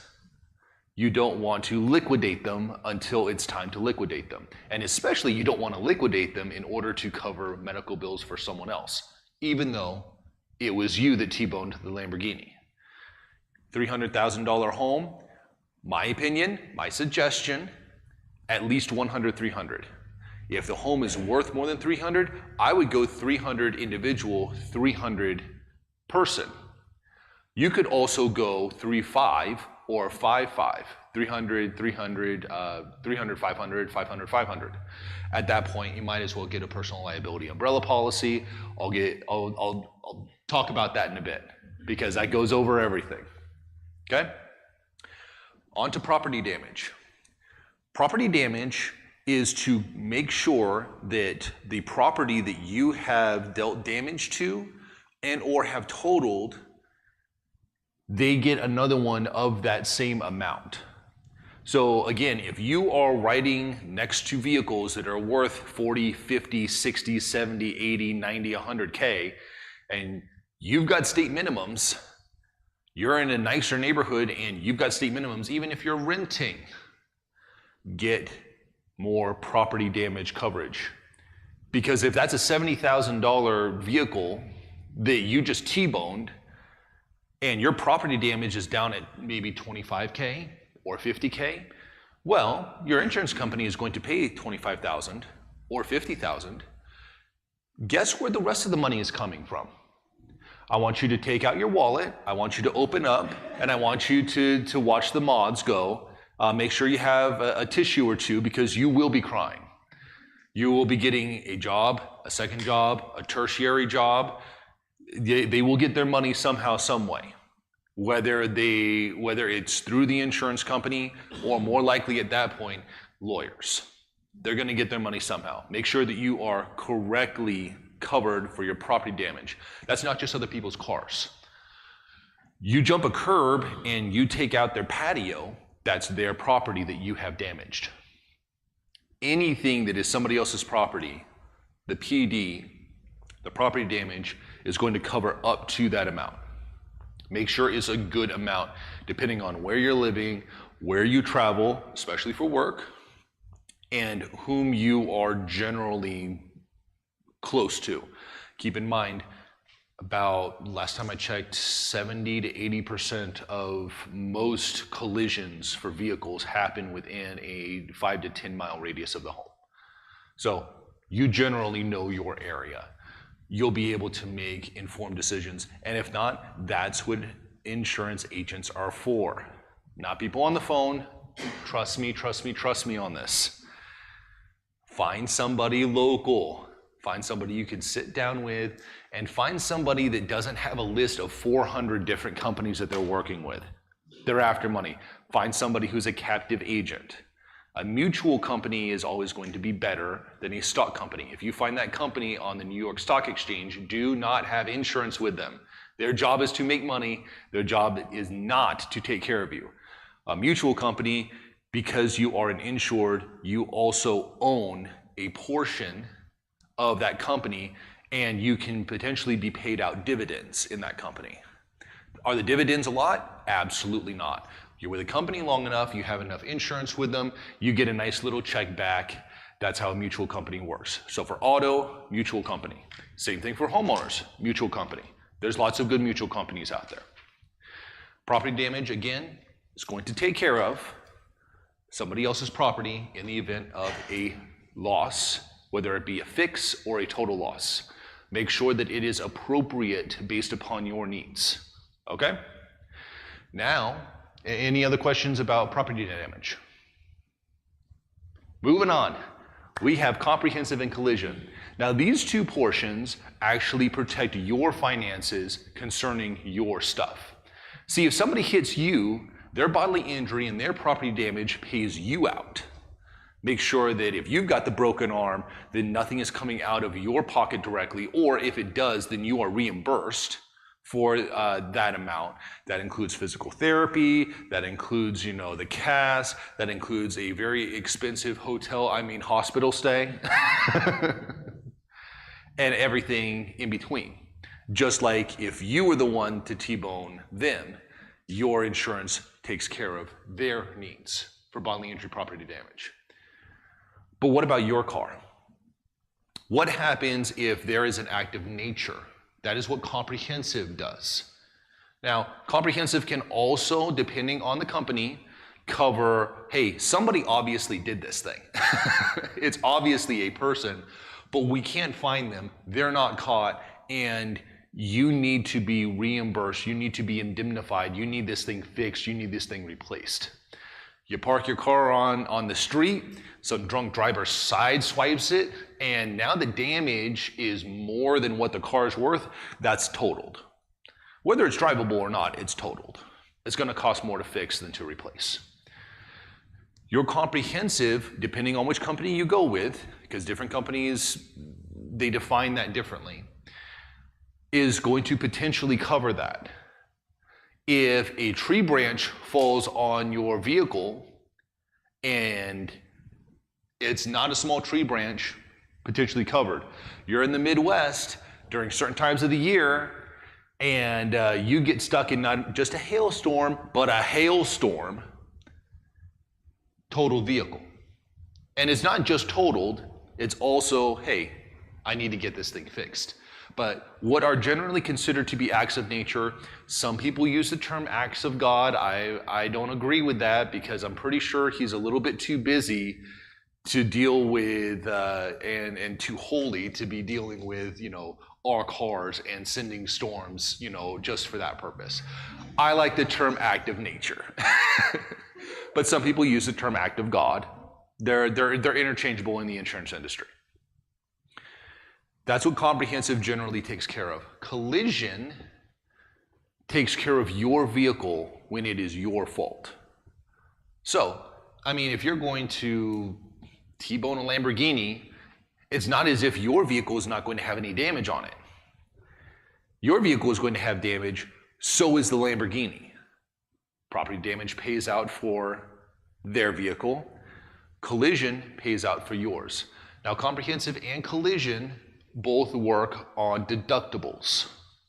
Who here knows what a deductible is? All right, we've got some knowledgeable people.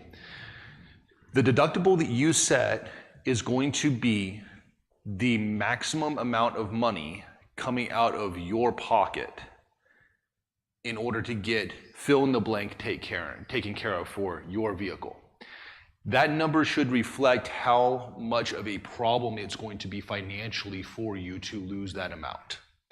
If it's going to be really tough, and I mean really tough on you, $50 in a given month, I would set my deductible at $250. Keep in mind, lower deductible, higher interest rate, higher monthly payment, higher deductible, lower monthly payment. You are taking on more of the risk.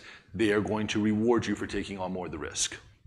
If you're doing well and you can afford $1,000, and it's like, you know what?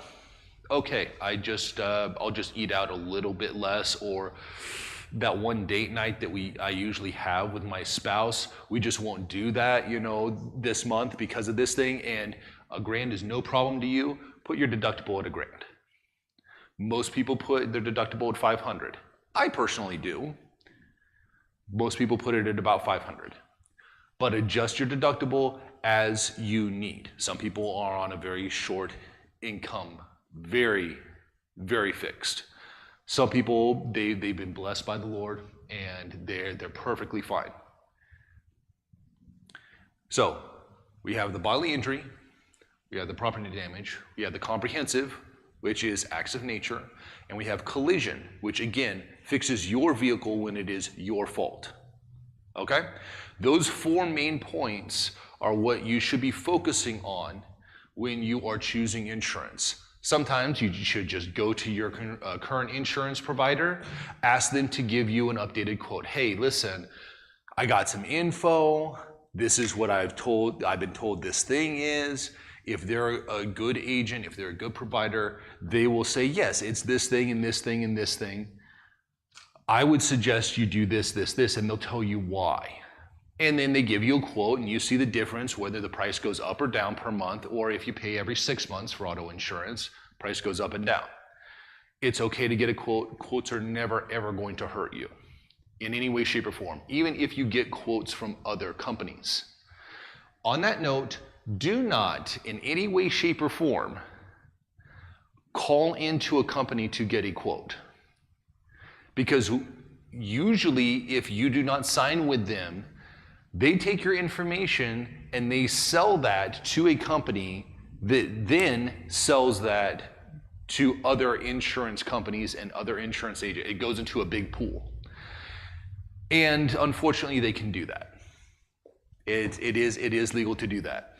Also keep in mind, and this is an insurance problem that I would have loved to have been able to have fixed when I was still in there, but I was not near high enough in any way, shape, or form. When you are online and they say you've won $500 gift card or this or that or the other, a large amount of that information, whether or not you give what vehicle you have, the fact is that they've got a name, they've got a phone number, they've got an address. Most of those are made specifically to go into that same pool so that companies and agencies in insurance pay a penny, $1, $5, $10, depending on how premium you are seen as a client, to have access to that information so that they can call you and bother you. Go directly to, actually don't even call, find again an agency. State Farm is good, I've worked for them. Allstate is good. They are a stock company, but they do take care of their people. Liberty Mutual is good. Mutual of Omaha is good. Farmers, they're good. They're a good company. They're expensive on the auto insurance side. They'll save you on the homeowners, but they're expensive on the auto insurance side. They are a mutual company. American Family, good company. Any of those, find the time, find a spot close by, find an agent near you, sit down, let them quote you. Don't make it easy on yourself, make it smart on yourself if you're going to shop around. On that note, companies reward loyalty. In the short term, you will save money if you swap every 6 months. Short term, absolutely. Long term, you are going to be wasting money because every time you change companies, it shows disloyalty to the company. Now, they're willing to let you go because in 6 months, they'll give you a call back and miraculously, they have a lower rate now. Everybody is laughing in here because you already know. Miraculously, Geico is like, why couldn't you give me 88 when I was still with you? Oh, well, blah, blah, blah, blah. No. They'll let you go for 6 months to get you back in 6 months. But every time you switch, it shows disloyalty. There is such a thing as an insurance credit score. If you're with a company for 3 years and you switch companies, you will get a way better rate. Even if you're the exact same person, at the exact same time, at the exact same house, with the exact same car, you'll get a way better rate because you've been with a company for 3 years than you will if you've only been with them 6 months. Find a good company, stay with a good company. If that good company is no longer a good company and you've been with them 3, 5, 7, 10 years, you are premium. People are going to be tripping over themselves to get your business. They're going to give you the best rates that they possibly, they're going to be throwing in this and that and the other to get you because they want that loyalty. They want that long term. Okay. Any other major questions on auto insurance before we switch to homeowners and renters? Yes, sir. Yes. Can you explain how your credit score affects your premium? Okay, so some companies run credit scores. Some companies do not. So I cannot speak in a generality. It depends on which company. The companies that run your credit scores, whether it be a soft pull or a semi-hard pull, run. Because they are equating your buyability and your borrowing power, and they're making an assumption that if you are not good with money, then you must not live in certain places, and you must be, middle class, low class, anything else. There is no reason in any way, shape, or form for an insurance company to make a hit on your credit for any reason, for a quote, for binding, none of that. But they do it so that they can be provided some information and they can make assumptions. The assumption is always going to be against your favor. You can ask them, will there be a credit pull? And if they say yes, hang up. If they say yes, thanks for your time, walk. There's no reason for an insurance company to ever pull your credit. Any other major questions?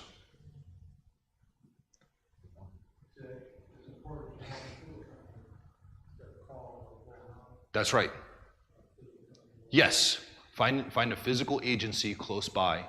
If you guys want the list of companies, and I've worked for some of them, and I know others by reputation, I will be happy to provide those later.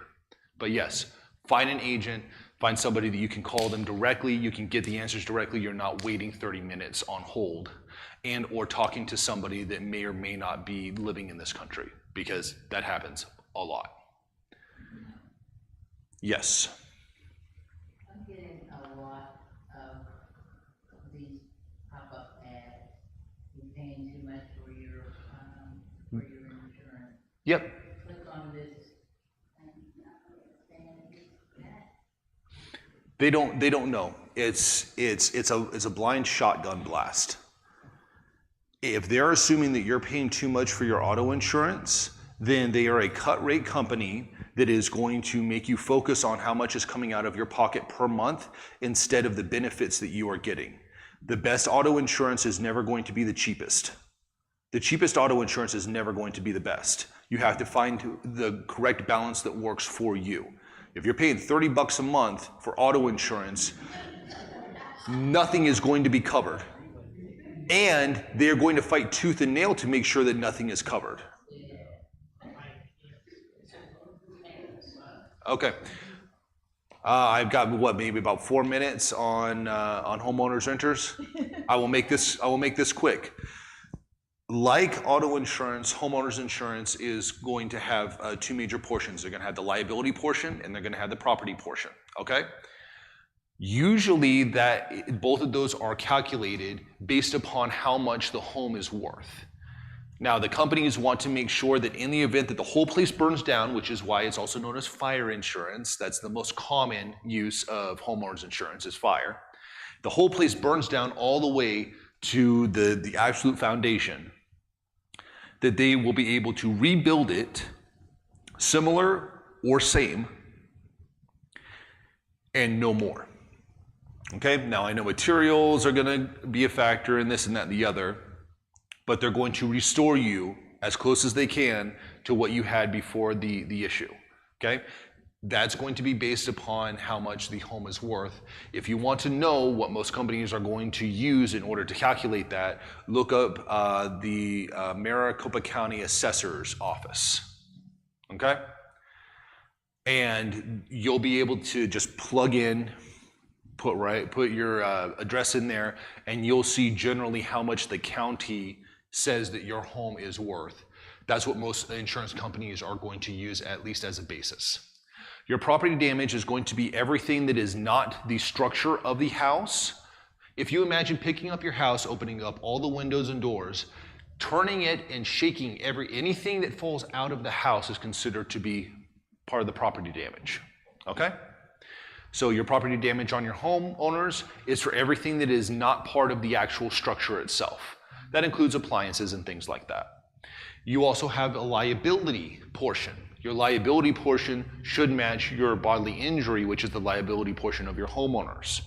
Now, if you know that there is that one wood screw that's covered by carpet, and you don't make any notice to anybody that walks in, hey, listen, I've got this taped off, I'm getting it fixed, do not step here.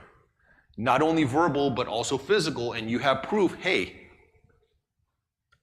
this thing is a problem, I put in for this thing to get fixed.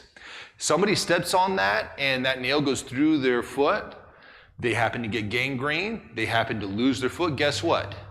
Your liability insurance is going to cover that because you did not take appropriate steps and proof of appropriate steps to avoid that. So, make sure that if something's going on, you corner it off, you document it, you let people know, whomever happens to walk in, that is not a resident but a guest. But that liability limit should be about the same, if not more, than your auto insurance bodily injury limits. That's why most companies start with auto insurance and then they build the homeowners off of that. Renters is a lot like homeowners insurance, except you don't own the structure. So you had the liability set and you had the property damage set. That's pretty much it. You've got all this extra for homeowners, but you don't own the physical property. So the stuff that's loose, that's yours. The liability of what happens inside of the apartment that you're renting, that is your responsibility. That's what renters insurance does. Last chance for questions, comments, concerns, good jokes. Okay, no good jokes, but Miracle.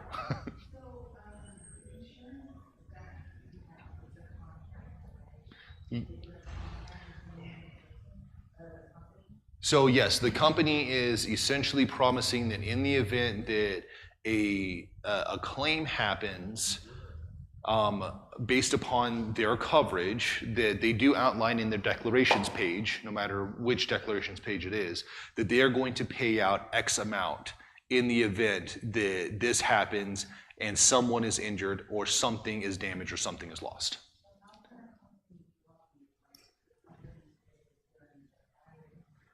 Is how they end up doing that is through a lot of legal hoopla. And the reason why they do that is because they do not have the cash stores in order to pay everybody out. And that's what happens when you go with a cut rate company. The largest company for insurance by far is State Farm. There is a reason why they're 100 years old. There's a reason why they're 10 times larger than almost every other company out there. 4 times larger than all other companies combined. Does that mean they're the best for you? Absolutely not. But there is a reason why they do pay out more than anybody else. If you guys have any other questions or comments or anything else, feel free to get in contact with me. If you want me to look over everything and give an opinion, and it's only an opinion, I am cheap, feed me. Thank you. All right, thank you.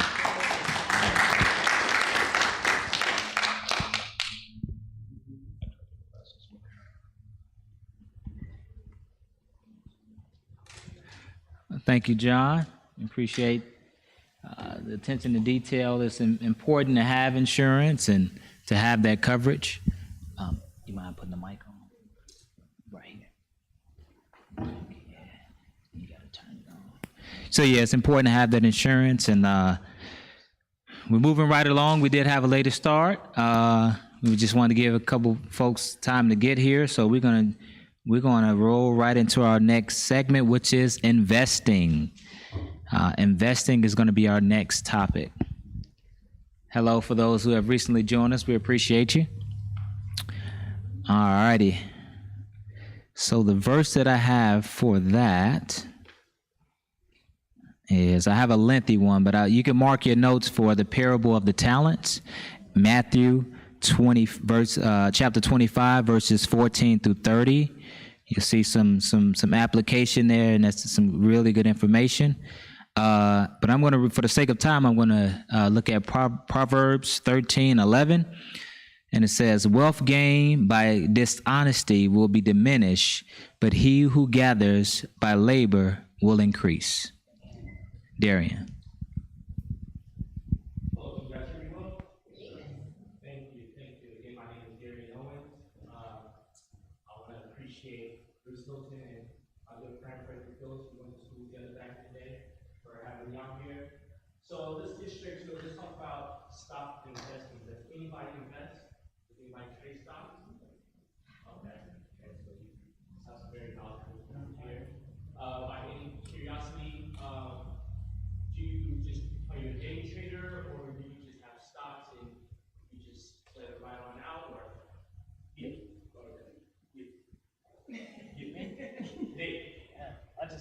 let it do what it do. Okay. Stay in my lane. I got it. So you just, buy some shares, and then, you just watch it, every now and then, and see if it moves up or moves down, and, you just let it go from there. Okay, sounds good. I just wanted to just see, who out here invest in things of that nature. So I am a history buff. I do want to talk about stock market history, how everything started. So let's just go from there. The stock market has a history that dates back to the 13th century in Europe. Not until the 18th century, the United States established the U.S. stock market. In the 1700s, there were a group of merchants that initiated the Buttonwood Tree Agreement. Does anybody know what the Buttonwood Tree Agreement is? Okay, so basically it started in New York Stock Exchange. It was a big tree. I don't want to let this go over your head, but originally that's where a lot of investors were trading stocks and bonds in a big, huge tree in the New York Stock Exchange. So that's why, they call it the Buttonwood Tree Agreement. So, yep. And let's move forward. In 1896, you had the Dow Jones Industrial Average that was established. I'm pretty sure you guys have heard of the Dow Jones. And then in 1923, the early form of the S&P 500 was established. And that's when the first 96 stocks was traded in 1996. And then I'm pretty sure you guys know what happened in 1929, the big stock market crash, that caused the Great Depression. A lot of families were impacted by that. If you guys want to go back in history, a little bit of story about mine. My grandmother, she was from Oklahoma. She was a sharecropper. A lot of black families from the South, that was around the time period. They were moving west because they couldn't find work. A lot of them were moving Midwest. So, that stock market definitely, played a major impact on families, especially black families as well. Let's see. And then moving forward to 1971, trading begins in other U.S. exchanges like the National Association of Security Dealers Automated Quotations, known as the NASDAQ. So this is where you get into the technology side of investing in stocks and markets. You start seeing, people trading on the big block tickers, and you start seeing numbers everywhere. And then you see a lot of participants that are investing in the New York Stock Exchange are investing in those, stocks and bonds and other different types of securities. And then moving forward in 1992, the NASDAQ exchange joined the international markets. That definitely expanded the market for you to invest in the foreign markets, international markets, things of that nature. like Toyota, Honda, companies that are international, you can trade. So that definitely brought a lot of opportunity for people to invest into the exchange market. And in 2008, the stock market crashes again due to the housing market collapse. I'm pretty sure we have a lot of professionals that could definitely talk more about that. I don't know if they do or they're not, but the stock market definitely took a hit on that. And then in 2020, the COVID struck, which affected the market at an all-time price declines. However, the market did recover due to a rapid price rally. And as realtors, you know how that happened. Prices start shooting up back in 2020, 2021, and that's when all the realtors and lenders was making that good money. So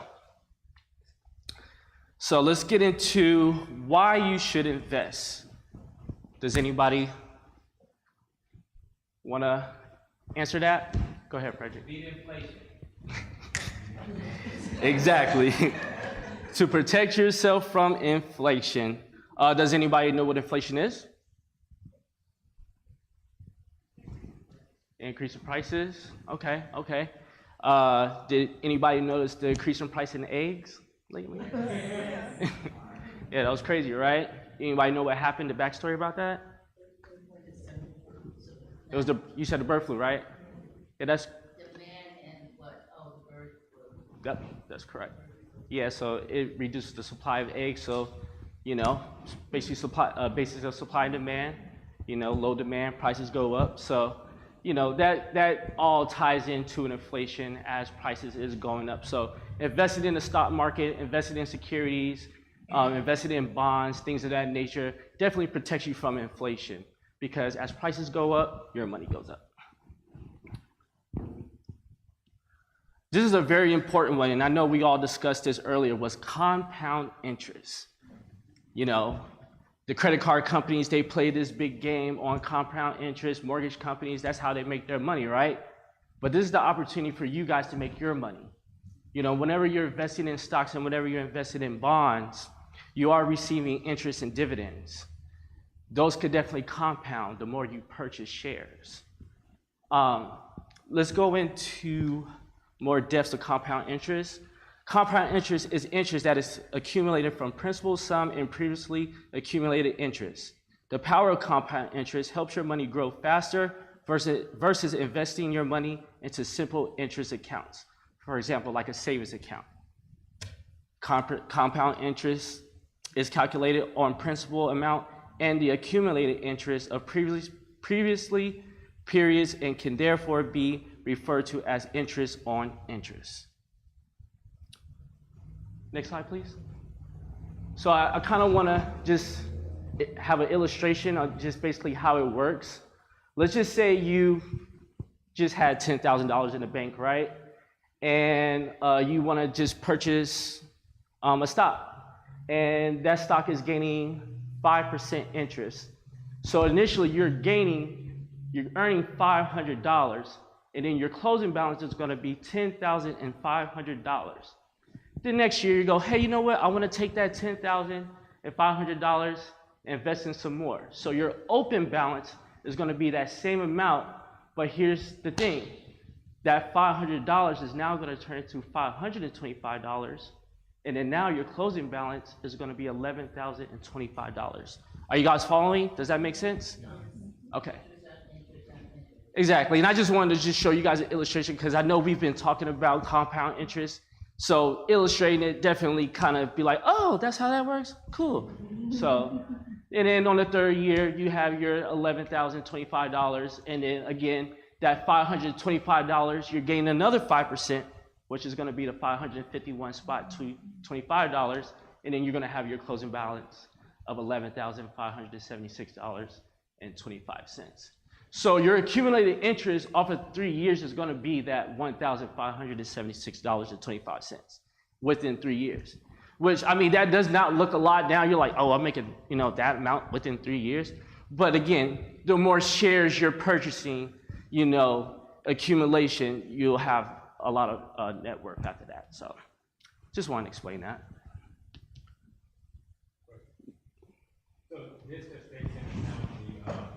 dividend. Dividends, right? So this actually takes, go ahead. Can you repeat the question if I don't get to it because we're streaming? Yeah. All right.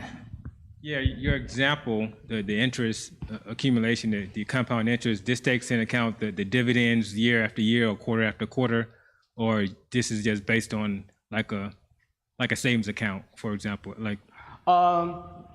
Yeah, it could be based on a savings account, but again, with savings accounts, you're just getting simple interest. Yeah. But this is compound interest, so this is like when you're investing in a bond. Okay. You know, you're the creditor; they're paying you monthly. You know, so this is just a prime example, just when you're investing into like a debt security or a preferred stock, and I'll get more deeper into that. Okay.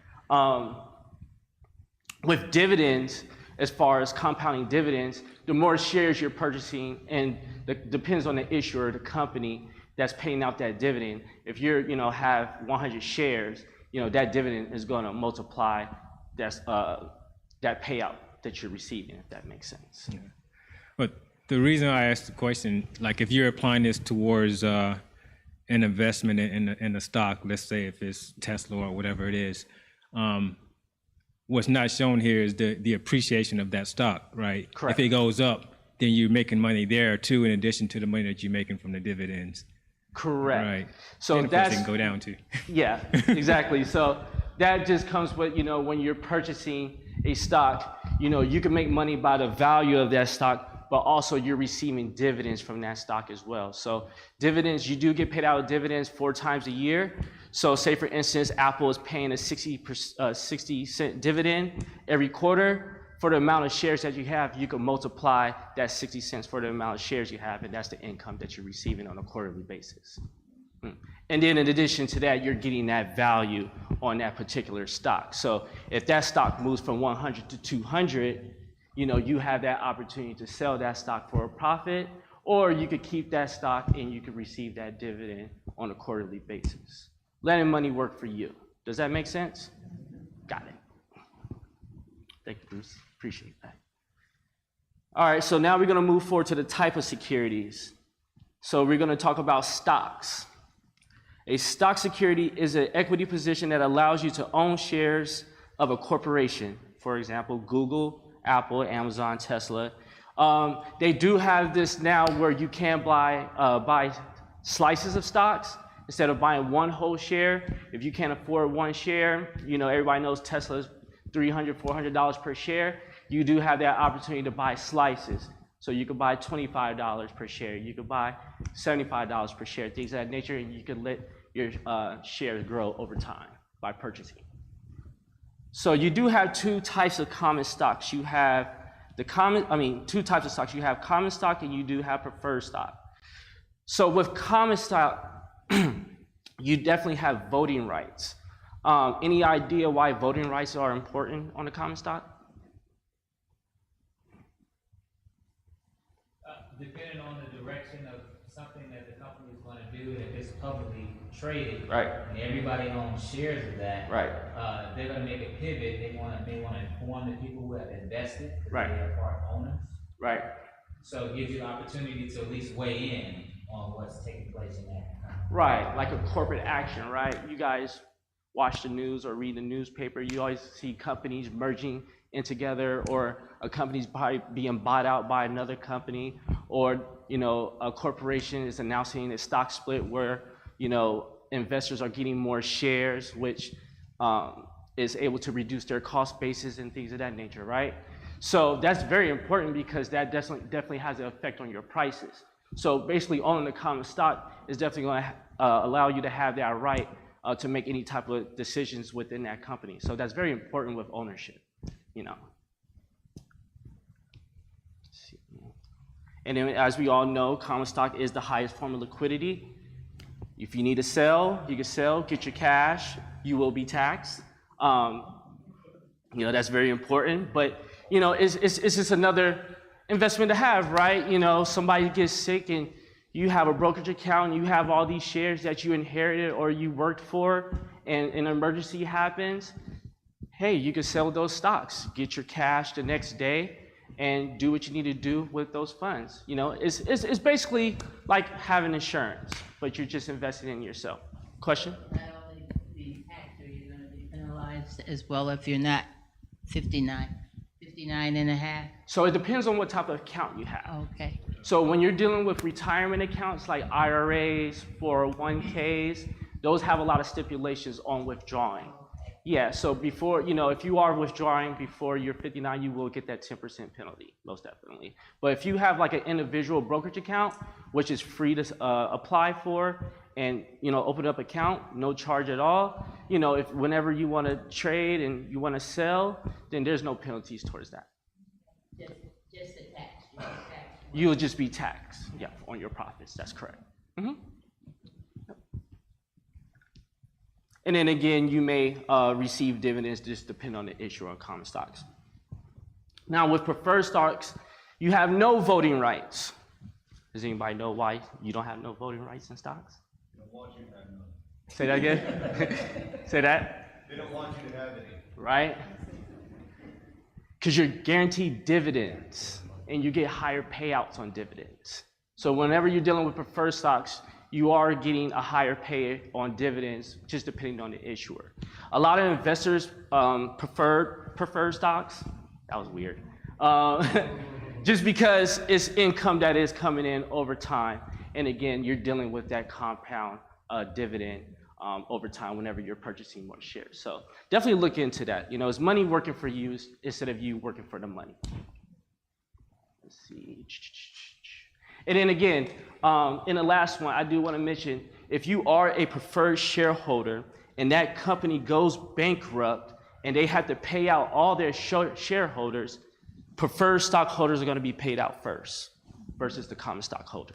They will be the last ones. Question? Yes, I see all these positive things with buying stocks, but what are the negatives? What are some negative things that can happen as a result of buying stocks? Yes, most definitely, and I'll be happy to talk. I do have a slide for that, of the risk, but they're just the basics of the risk. Again, if the prices are going down, right? If the prices are going down, that is something that you have to watch for in your positions, in your securities. And then also too, again, it's not a guarantee that you're gonna make money. So that is the ultimate number one risk. And I'll definitely break those risks down. I do have a slide for that, so I'll be happy to explain that more in detail for you guys. All right, next slide, please. Index funds. I'm about to get you guys involved today. Anybody know what an index fund is? Go ahead, Ihan. I know. Unless someone else answers. A lot of people are referring to your investment people. They're referring you to the index fund. Okay. Wanting you to invest in that fund. I mean, that's not right. It's a going thing right now, it seems like. Right. You know that term, don't put all your eggs in one basket, right? You're putting your eggs in one basket on this. Yes, on index fund. So I'll be happy to explain that. Let me read this slide to you. So an index fund can either be a mutual fund or an exchange-traded fund that tracks the returns of the market index. An example of a market index is the S&P 500 index. You have the Russell 2000 index. You have the Wilshire 5000 index.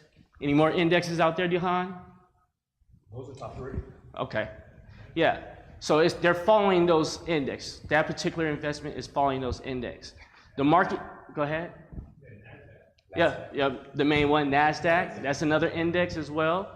That have a basket of stocks and bonds that these small investments are following. Also, the index uses the market capitalization to decide the percentage of the impact of the index. Basically, what market capitalization is, it's basically the total shares that you have and the total cash that you have. And that's going to be your total market capitalization. Index funds are used for passive investing strategies, meaning that the fund itself is passively managed and it seeks to mirror the performance of that index. So I'm going to break that index fund down to you guys, and first we're going to start with mutual fund. A mutual fund is a security that collects funds from multiple investors to purchase a portfolio of stocks, bonds, and or other securities for a particular fund strategy. Mutual funds are professionally managed. Fees do apply. Mutual funds allow your portfolio to be diversified. These securities are traded once a day and are not traded on the stock exchange. Mutual funds are mainly for long-term investments. So you'll see mutual funds in your retirement accounts, 401ks, IRAs, trusts, individual accounts. These are the type of accounts where a lot of investors hold these positions for long-term, and they just let it ride out, and they have money managers in the background that are managing those stocks for you. If you are thinking about purchasing a mutual fund, you will want to do your research. There are different mutual fund companies out there, and what the companies would do, they'll provide you with a lot of information for you to make that determination if it's going to be a good investment or not.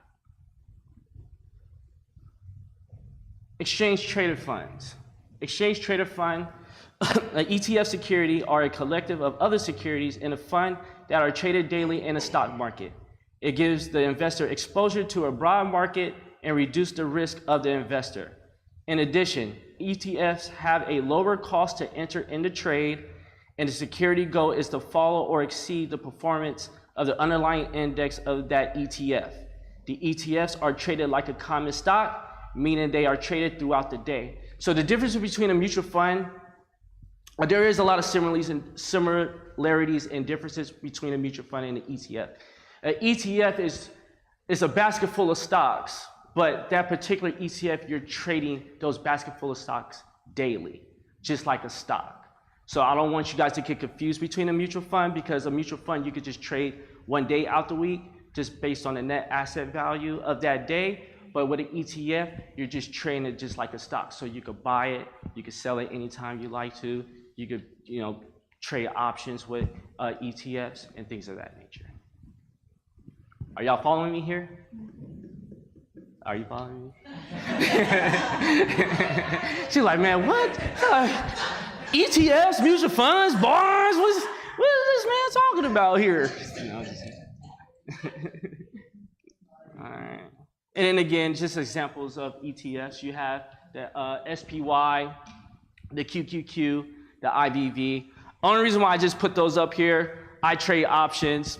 Bruce trade options. We use these particular positions. We could just trade, and basically these particular positions will follow like the S&P 500. The QQQ will follow the NASDAQ, and the IVV iShares, they follow the S&P 500 index. So go ahead. So if I understand this correct, there's really no need to get creative with it. Just do what's already been done and done well, at least when you start out. Correct. It depends on the risk. Yeah, no need to reinvent the wheel. Correct, right? So and just like the lady, called me out earlier about all the good stuff and the risk, it just depends on the risk in your situation, right? If you're a young 20, 30-year-old investor, right, and you're all about growth, you want to make $5,000, $10,000. This, a mutual fund may not be suitable for you, right? An ETF may be better for you because you have that opportunity, that outlet to place those trades. If you see that ETF or that position going up, you could do what you need to do, or if you see it going down, you could sell that trade. It just depends on how you want to strategize it. So, and I just advise you guys just to speak more with a financial advisor when it comes to situations like that. So, and definitely do your research on those companies. Question.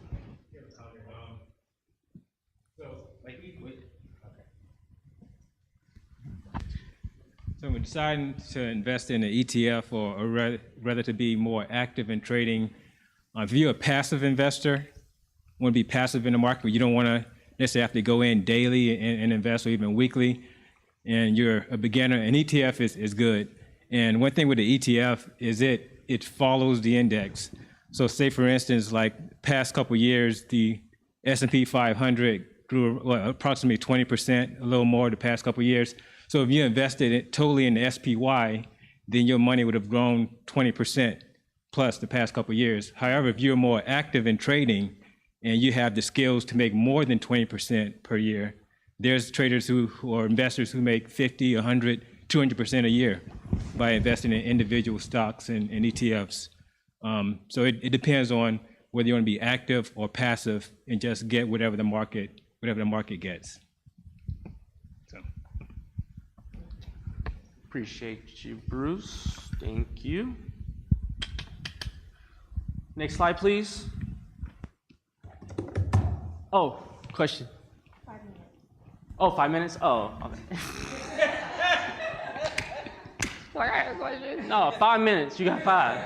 I'm almost done. I'm gonna wrap it up here. Cryptocurrency. I know that is the big talk right now. I'm pretty sure Bitcoin this, Bitcoin that, XRP, all that great stuff. Just a little information on cryptocurrency. Cryptocurrency is a digital currency that allows you to make payments directly to each other using an online system. The US government is now starting to heavily regulate crypto usage, so you guys are definitely going to start seeing, you know, cryptocurrency being regulated by the federal government. It's coming, you guys. Again, I'm not a financial advisor. I'm not telling you what to invest in, but in our generation, just look at it like this. You baby boomers, what were you guys looking at? The AOLs, Yahoos, right? What were y'all saying? Oh, that stuff ain't gonna work, right? And look now, right? People are making millions, right? This is how you guys need to look at cryptocurrency. You know, it's definitely something to invest in. I'll say it's another form of insurance, just in case something does go down with the U.S. currency. You know, again, the president that we have in right now, I know y'all don't like it, but they're for it, you know. So definitely look into, you know, possibly investing in some type of form of cryptocurrency. You know, the ways to do it, there's a lot of platforms. You have Coinbase. Can you invest in cryptocurrency on Robinhood now? Yep. Yeah, Robinhood. I know with us, Robinhood wasn't really a good play for us these past few years. But if you know what you're doing and you do your research, you know, it's something that you could definitely get involved in. So I would definitely tell you guys to, you know, read up on it and catching up, because, you know, it's new times, right? Things are changing. You never know what's going to happen, and this may be the next play for us. You know, that's all I really have to say about cryptocurrency. I'm not a cryptocurrency expert. I actually got scammed off the cryptocurrency. You know, back in COVID times. So, but again, don't let that scare you. You know. I was gonna say that. Yeah. My first experience with investing anything was this, right? And I got scammed as well. Yep. Well, what was it? You had somebody reach a message out to you talking about, hey, if you give me $1,000, I can make you $5,000. Actually, I had a friend who did it, and you know, the money came back to her. And then when I tried to do it, it went left. Okay, and it wasn't explained to you or anything? Nothing was explained to you, or? I had a hard time understanding what he was saying to me too, okay. But I lost about $1,000. Yeah, and that happened to me too. When I first got into it, I had this individual that came off very professional. They had a lot of knowledge regarding cryptocurrency, how everything worked. They talked about all the computer systems they use, and you know, I was like, you know what, forget it. Let's go for it, right? And $1,000 went to $2,000, $2,000 went to $4,000, and never heard from this person again ever. So don't try to fall into that trap with cryptocurrency. Definitely do your research on it. Again, it's not a play where you're making these different type of strategies. It's a simple buy and hold, and whatever goes up goes up, whatever goes down goes down. That's all I really have to say about that. So, but again, on the other side, it's coming, you know. So just also think about that as well. Risk. Let's talk about risk. Gotta wrap it up. Yep. 1 minute. All right. So the securities I just discussed involves risk. You can possibly lose your investment, and there's no guarantees that you will make money. The types of risk, you have interest rate risk, involves fixed income investments, like I explained before, bonds and preferred stocks with the fluctuation of interest rates. If you're purchasing a bond and if the interest rates are pretty high, then you're getting you're receiving higher interest rates. If the interest rates are low and you owning the bond, then you're not getting the interest, and you may want to move that bond into a stock, convert that bond into a stock. You have equity risk that involves more with equity securities like stocks, ADRs, warrants, things of that nature, and that just involves the risk of the changes of the price movement. Then you have commodity risk, which involves the price of commodities such as crude oils and collectibles, things of that nature. And then you have currency risk that involves the change in price of one currency in relation to another. Any questions?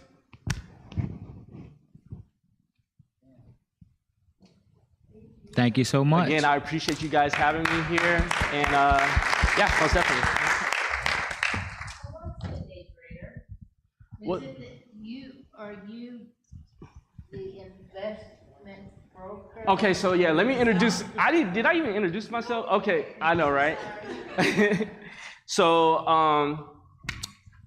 I attended a HBCU in Alabama. I received my degree in finance, and then when I moved out here, I got into real estate. I was doing real estate. I still have my real estate license, but I was doing real estate for a good 5 to 6 years, and then I kind of wanted to get into something that I was a little bit more passionate about, is to become a day trader. So basically, what a day trader is, you're trading you're placing trades 5 times out the week.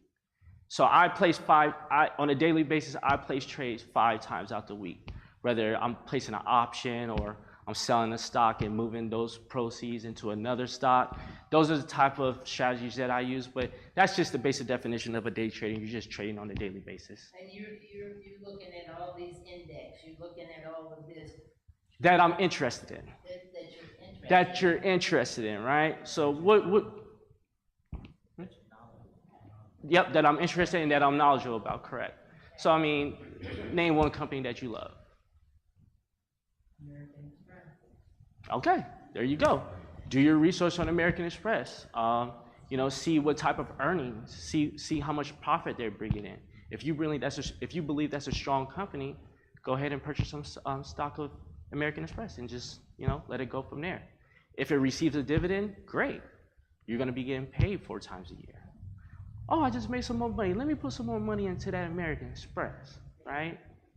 25 years, you got 5,000 shares of American Express, right? And you're getting paid 60-cent dividend 4 times a year off that 5,000 shares. You could do the math from there. Let the money work for you. No problem.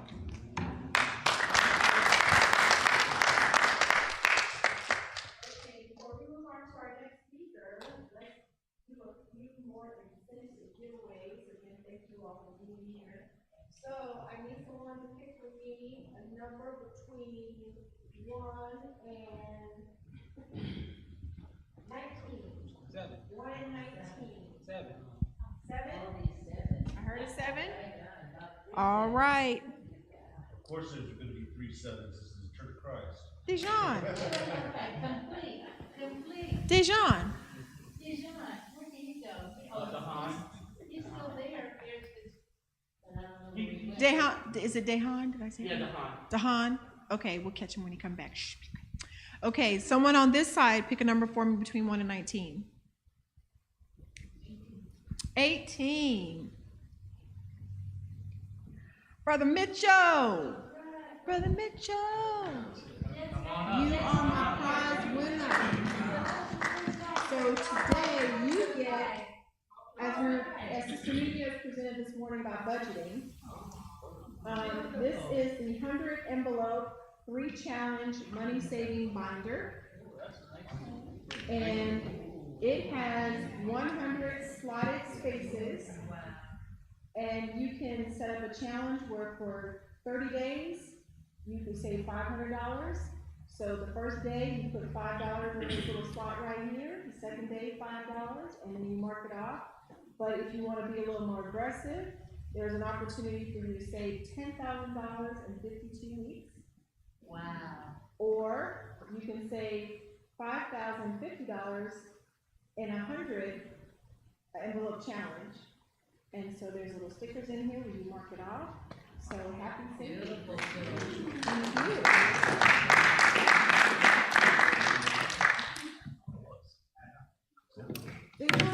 Hey, what's up? I'm so glad to see you. Thank you. Good to see you too. Somebody called your number. Hey, call my number. So What lucky number was I this time? you were looking number 7. That's my number too. 1 and Yeah. 7. Okay, So cool. you just heard me present to Brother Mitchell the 100 envelope binder. I did. So you have an option to either have a binder or to get a savings envelope. I'll get the savings envelope. All right, so tell me something that you are saving for, that you like to save for. I'm saving for a trip to Santorini, Greece for me and my family. Love it. Okay, so you know what that dollar amount is. I'm gonna challenge you to write down an estimated Family dollar of amount. 4. Family of 4. Look, you might need the other one. $10,000 amount. No, it's gonna be more than that. So you do it twice. Okay, so in this envelope, there are unexpected expenses and there's unexpected income. Okay. Here's an opportunity for you to save $11,480 in addition to what's in this I envelope. love it. All right. Thank you so much. I'm gonna hand it off To me. to you. Estate planning is next, and we'll have Brother Fred give us our scripture for this portion of the presentation, and I thank you all. All you can need with my voice, but. Just a reminder, if you have your surveys, make sure that you complete those, because that'll be how we'll give out these next prizes. Jump on here. I don't have your. All right, I'm gonna jump right in real quick. And I met Dehan at MLK Day. It was a quick little pass, and he told me what he had going on, and I was impressed. So he's a man of many hats. He's a real estate agent. He's also a lender, and what's the other one? Financial advisor. Financial advisor. So when I heard that, I was like, wow, that's kind of a neat, quick introduction, but I wanted to invite him out, and I appreciate him for showing up. I'm going to get right into my scripture here real quick, and then I'll be out of your hair. All right. Come on. All right. Proverbs. We're back in Proverbs again. More gems in Proverbs. Proverbs 21:5 says, "The plan of the diligent leads surely to plenty, but those of everyone who is hasty surely to poverty." All right. Turn it over to you, brother. Appreciate it. Good afternoon, everyone. How you doing? We're almost at our close, and in the spirit of consistency, I'm going to add one more scripture from Proverbs, and that's Proverbs 13:22, which says, "A good man leaves an inheritance for his children's children, but the wealth of the wicked is for the righteous." So, my name is Dehan Johnson. As Fred mentioned, I do a lot of things, but right now my focus is making it very simple and helping families to own, protect, preserve, and grow economically. So first and foremost, thank you for all of our speakers, because everything that you mentioned lays the foundation to be able to do this. From creating a budget, understanding your income, paying your debts off, knowing how to go through the process of buying a home, staying insured, and if you're going to insure anything above and beyond your property and your vehicle, you should definitely insure yourself. I was taught very early in the insurance industry that every single person in this room is currently in one of two contracts. You're either in a contract with the government or you have your own contract. Lord forbid anyone passes away and you do not have a contract that you control, you are in the ownership of the state. You're going to probate. It's going to create a lot of hassle where your family is already going through a time of grief and trying to celebrate your life, and they're going to compound that with not knowing exactly what to do with your estate. So we're going to talk about that, but this will also be an extension of what Brother D was talking about as well. Nothing I'm going to say is going to disparage stocks. There is going to be some differences in comparison. The main focus is diversifying how you grow your portfolio. So if you guys want to take your phones out as of right now, I do want to connect with you. There's a QR code there. With this QR code, you can put together your own free quote with all different types of life insurance. There is no obligation whatsoever, but if you want to have some numbers of what it would look like for a term policy or final expense or IUL, you can create that for yourself. My number is there. Feel free to give me a call. I can address any questions you have before you move forward. Next slide, please. All right, I'm with a company called Global Financial Impact on the insurance side, and we really focus on education. I believe that no one cares how much you know until they know how much you care. And the way that we're doing things currently for the last probably 30 to 50 years, it's just not working, guys. So $182,000 in debt is the average amount of retirement that people over the age of 60 currently have. And with the cost of inflation, it's forcing people to go back to work. Retirement is a thing of the past. 40% of divorces are due to finances. In this day and age, it's probably more than that. Probably a good 50 to 60% of divorces are due to financial problems. Now, 60% of Americans will get diagnosed with an illness, one of the leading causes being attributed to financial issues. If you guys were to answer this question, what do you think is the number one reason for bankruptcy in this country? Number one reason. Pastor? Medical bills. Okay? So getting diagnosed with a critical or chronic or terminal illness causes so many families to go into their savings, take credit cards out, get loans, and it creates a domino effect of negativity where now you have to go bankrupt because you didn't have the funds to cover it. 63% of Americans is an old slide. Right now, it's closer to about 73% of Americans are currently living paycheck to paycheck. They are one car crash, one person being sick, one incident away from, really being in a hard spot. All right? 67% of Americans have never even made a financial plan. That's a scary prospect, that more than half of the country don't even have a plan.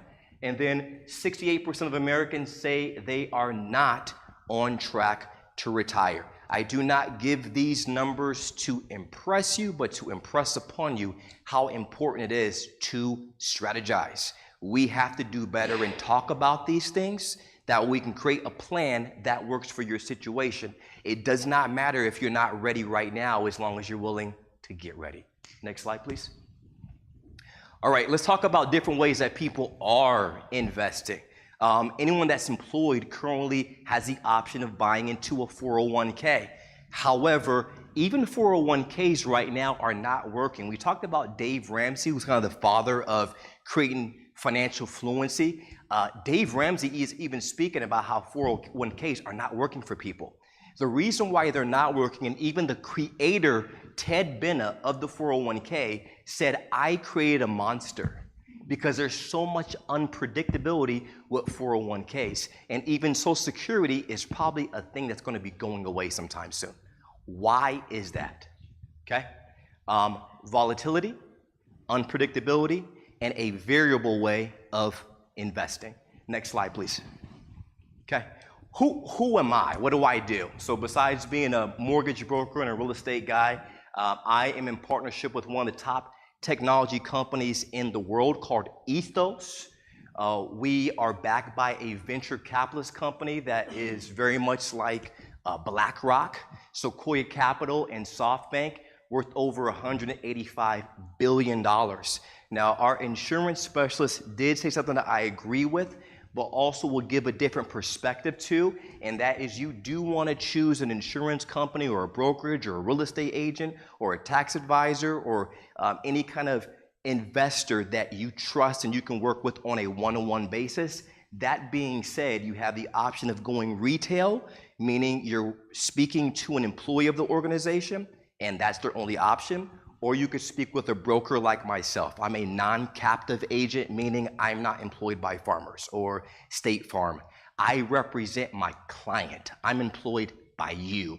And what we do is custom tailor the approach based on your family need, your budget, your plan, your strategy. And we place you with the organization that's going to meet that situation, because this isn't a one-size-fits-all strategy.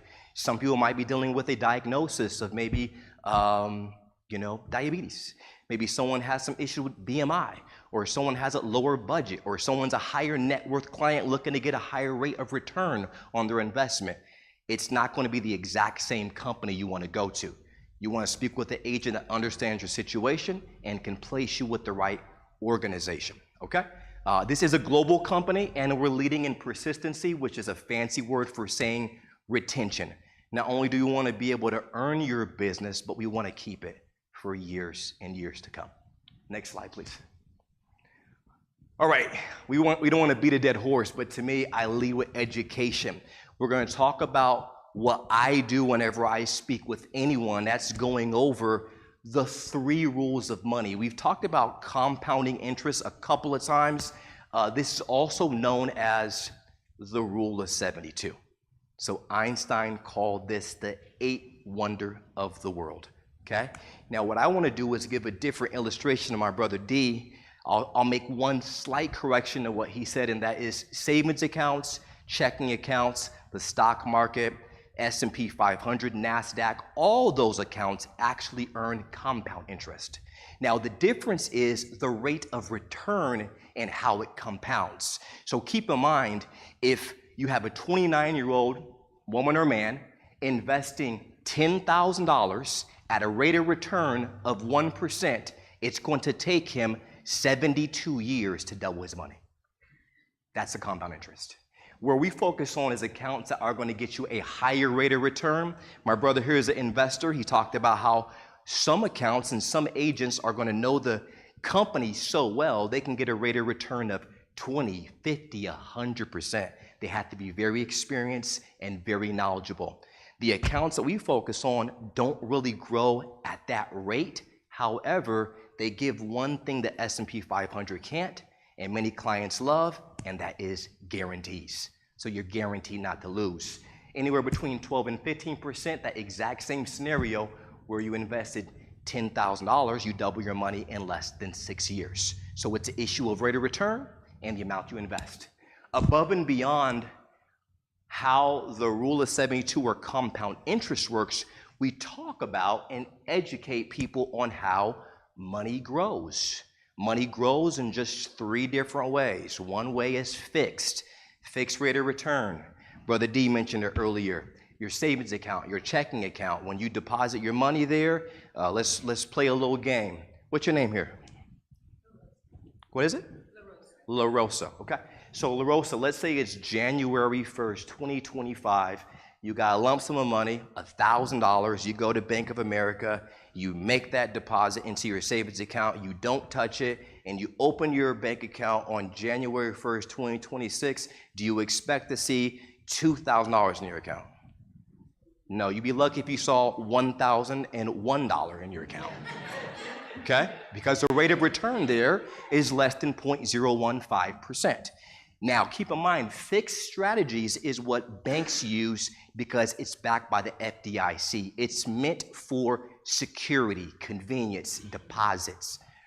The way that the S&P 500 and stocks works is on a variable strategy. And who here enjoys roller coasters? Only me? You enjoy them? All right. What's up, brother? Yes. The Federal Deposit, it's an insurance, make it simple. It is an insurance company or insurance organization that is going to protect the money that you put into the bank up to a certain amount. So if you've deposited $250,001 and someone comes and sticks the bank up, you're going to only lose $1 because they protect $250,000. That's the FDIC. Great question. Okay, so you say you enjoy roller coasters. Okay, the variable market is very much like a roller coaster because we got our ups but we also have our downs. So this is, one of the drawbacks in being in a market like that is that where you don't take risks to get major reward, you can't get the reward. But if you also take that risk, you can lose. So that's variable market, but it can be very beneficial to you. Now, indexed accounts, particularly those that are in certain markets like the S&P 500 or what I represent in insurance companies, are going to have a truly indexed strategy, meaning you're protected against the risk in a variable market. You're not going to grow as much, so you won't make the 30, 50, 80%, but you'll earn up to 15 to 20%. And what happens is these organizations are not invested directly into the stock market. They're invested into insurance companies that protect you against the loss. So as they're mirroring the S&P 500 or NASDAQ or Wilshires, as Wilshires is growing, the insurance company is growing. Your money is growing. But if 2008 comes around, there's a recession, or 2001 comes around, the dot-com boom, or 2020 comes around and COVID happens, and the confidence of those investors goes down and those banks begin losing money, the insurance company locks your account. Now, you're not losing money, you're not gaining money. It's staying stable. That's how it works, okay? All right, and the last thing we talk about, guys, is going to be how is your money being taxed? 3 different buckets. We got tax now, tax later, and tax advantage. I won't spend too much time on this. However, savings checking accounts, your payroll, when you get paid, if you are self-employed, you're getting taxed now. If you are in an if you're in an investment product like a 401k, a TSP, stocks and bonds, it's taxed later, tax deferred. And then with tax advantage, like an IUL or certain legacy accounts, there's no tax. So that's the advantage. Next slide, please. Here is a menu of all the different things that are offered by myself. We are going to focus on estate planning in just a moment, but people's needs when it comes to financial services are vast. So some people are looking for a living will and trust. We can help with that. Some people are looking for just a regular term policy to protect their life in case they pass away. Some people are not looking for a big term policy, but they do want to ensure that they can cover things like their celebration of life or funeral cost, or if there are going to be any kind of medical bills, and that will pay out much faster than even a term policy. Has anyone here ever been in a car accident before? Have you had to use your insurance for the car accident? Car insurance. How long did it take you to get the payout for your car insurance?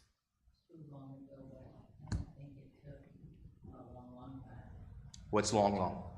Probably a month. Okay, a month. All right, let's say a loved one, Lord forbid, passes away.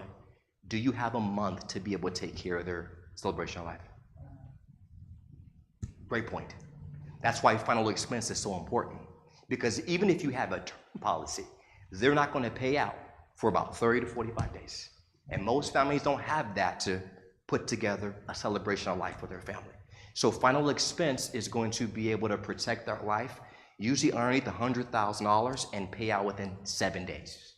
Okay, rather than going online and seeing, Johnny Ray passed away, we're collecting funds on GoFundMe. Or you're seeing someone at a stoplight with press signs saying, can you please donate? That's because they either don't have insurance, they're underinsured, or they're waiting for their insurance to come.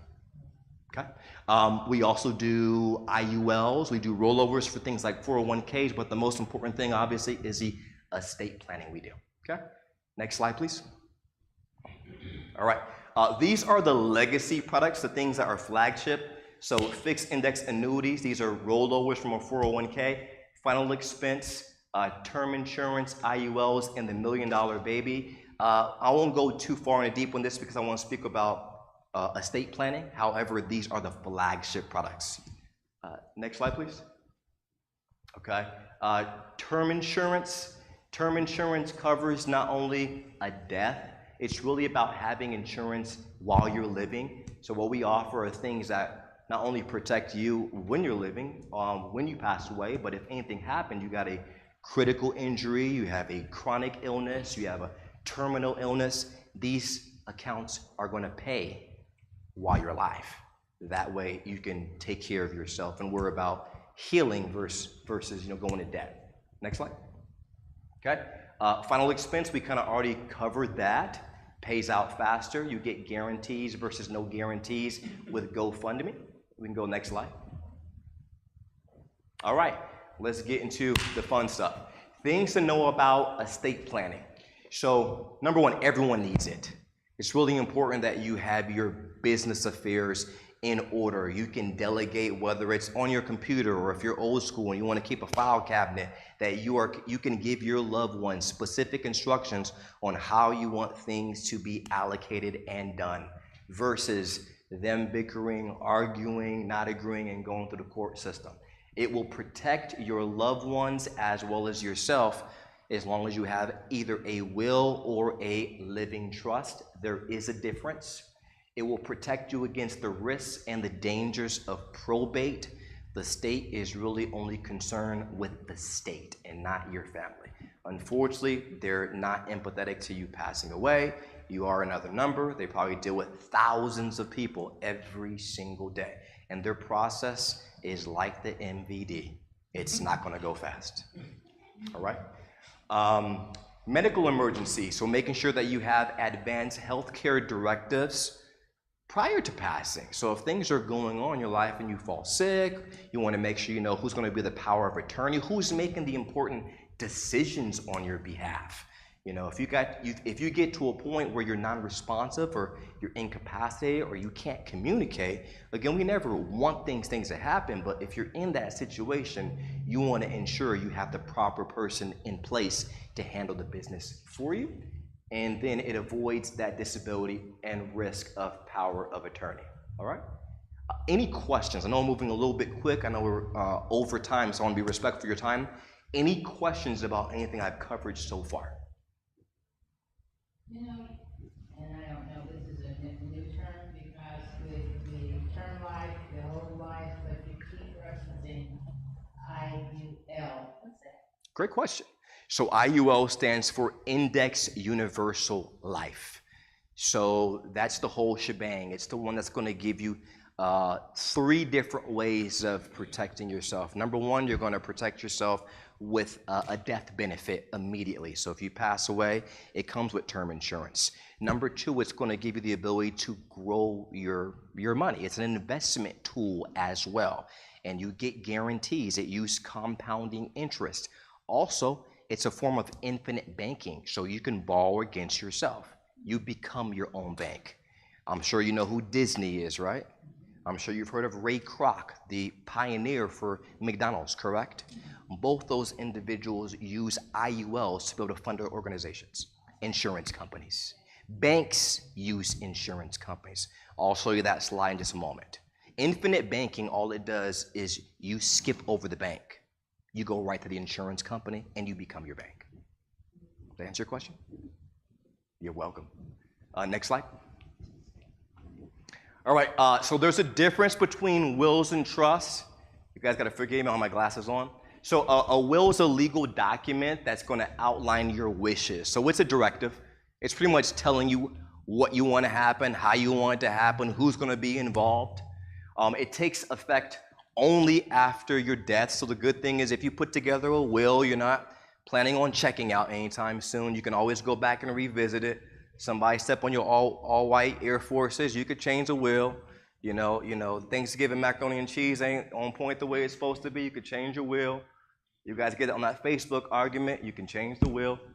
The execution requires going through a probate, a court-supervised process that ensures your assets are distributed. So here's the main distinction. When you have a will, you'll still have to go through probate. So you can put together a will. If it's not in a trust, someone can contest it. Brother, sister, aunt, cousin, neighbor, they can say, hey, Big Mama put together that will, but it's missing the initial information that she told me I was going to get her Lexus.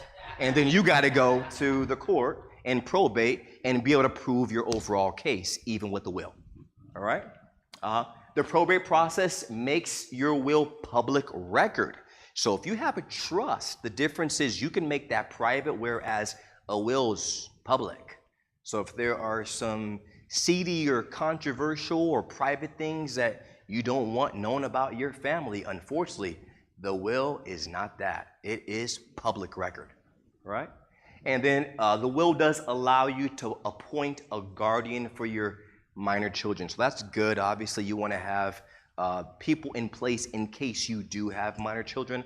The will do that versus them becoming a ward of the state. And I have seen this happen before. If you don't have a directive, and let's say mom's single mom, dad's single dad, they can't find a significant other, they're estranged, or one has already passed, and a family member doesn't step up, that child could endure losing a parent and then becoming a part of the foster system without having a will. Okay? All right. Benefits of a trust. So a trust is a fiduciary arrangement where a third party known as a trustee, like myself, holds a manager position to manage your assets on behalf of the beneficiaries. So let's make this simple. Let's say that you don't want to have family members arguing over assets and delegating the responsibility to the eldest daughter because the other siblings are going to say you chose favoritism.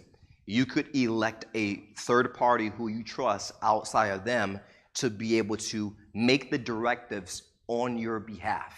And they can say, hey, my name is Bennett, I'm not in it, this is what dad wanted, this is what you're all getting, okay? That's a trust. A trust can be effective immediately upon cremation after your death or at a specified time. This is interesting because your trust can go into effect even before you die. Yeah. Okay. All right. Trusts are not public records, so it offers you a lot more privacy. I would lean towards this if you want to keep that privacy. They do cost a little bit more, but I think it's worth the peace of mind. It's worth the protection. It's worth the privacy. And then trusts provide detailed control over how and when you want your assets distributed to your beneficiaries. Let's say you have, children who are minors or under 18. You have a life insurance policy. It's for $500,000. I wouldn't trust me at 17 with $500,000. So I'm not trusting my kids with that, So it's important that you know how to delegate where those funds and where assets are going to go to and how. Next slide. And before we begin, any questions about the difference between the will and the trust? That revocable, and I see you up there, does it say the trust should be revocable or no revocable? Yeah, I'll go. Touch on that? Yeah, I'm going to go over that right now. So with the trust, you have two different options. You have revocable or you have irrevocable. And I'll make it simple. It just means that you either can or you can't change the terms. So if you have a revocable trust, it gives you the ability to make adjustments. Okay? If you have an irrevocable trust, that means this has become law. You cannot change it. Okay? All right? In this case, let's say you have assets like property. You can't sell your home. You can't refinance your home. Your trust is locked in. Okay? Now, with the revocable trust, it also gives you more control. So you can change your beneficiaries. Okay? With the irrevocable trust, you can't. So if you, again, I want to paint a positive picture, but things happen. If someone that you have placed as a beneficiary, again, they fall ill or they, are incapacitated or they are not, in a position to make the right financial decisions. You've seen it through behavior. You might want to, as a mother or grandmother or father, you might want to make sure that that beneficiary is someone that is going to follow what you want done. Okay? Assets can be changed on the revocable side. They cannot be changed on the irrevocable. So we'll make this very simple. Revocable gives you flexibility. Okay? Irrevocable it is what it is. Yes, ma'am.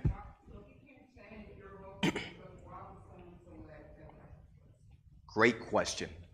I think because some people believe that they know exactly how things are going to be and that things won't change. And they want to be very hard-nosed on what their directives are. But as we know, things change, you know?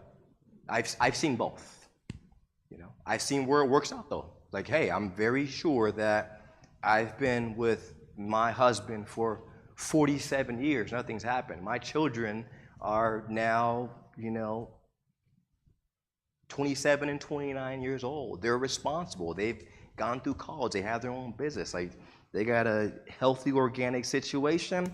I know this person's getting this person's not getting that. I want to celebrate my life this way. Here's going to be the minister, and they don't change it, no matter what. And then other people, they say, hey, look, I'm going to set it up this way. I might not ever change it, but if I need to, I can. Okay, depends on what you want. Great question. All right, next slide, please. I'm going to speed this up. When it comes to investments, we talk about getting a grip on the investments, which means guarantees, rate of return, index growth, pension-like income, and potential bonuses. If you have questions about that, give me a call, text me. All right, next slide, please. All right, when it comes to building wealth, there's 8 different categories currently on how that wealth can be accumulated. And the only strategy currently that covers all 8 of those is an IUL, okay? You look at being tax exempt, growth potential, no risk of losing, protection, meaning it's insured, liquidity, a legacy for your family, probate avoidance, and living benefits out of every single strategy that we currently have access to, and IUL is the only strategy that has all 8. The others are still good. I think it's important to be able to diversify. I'd never tell someone, don't go bank at your bank. You need security, okay? Next slide. All right, we talked about this. I'll go into it very quickly, less than 1 minute.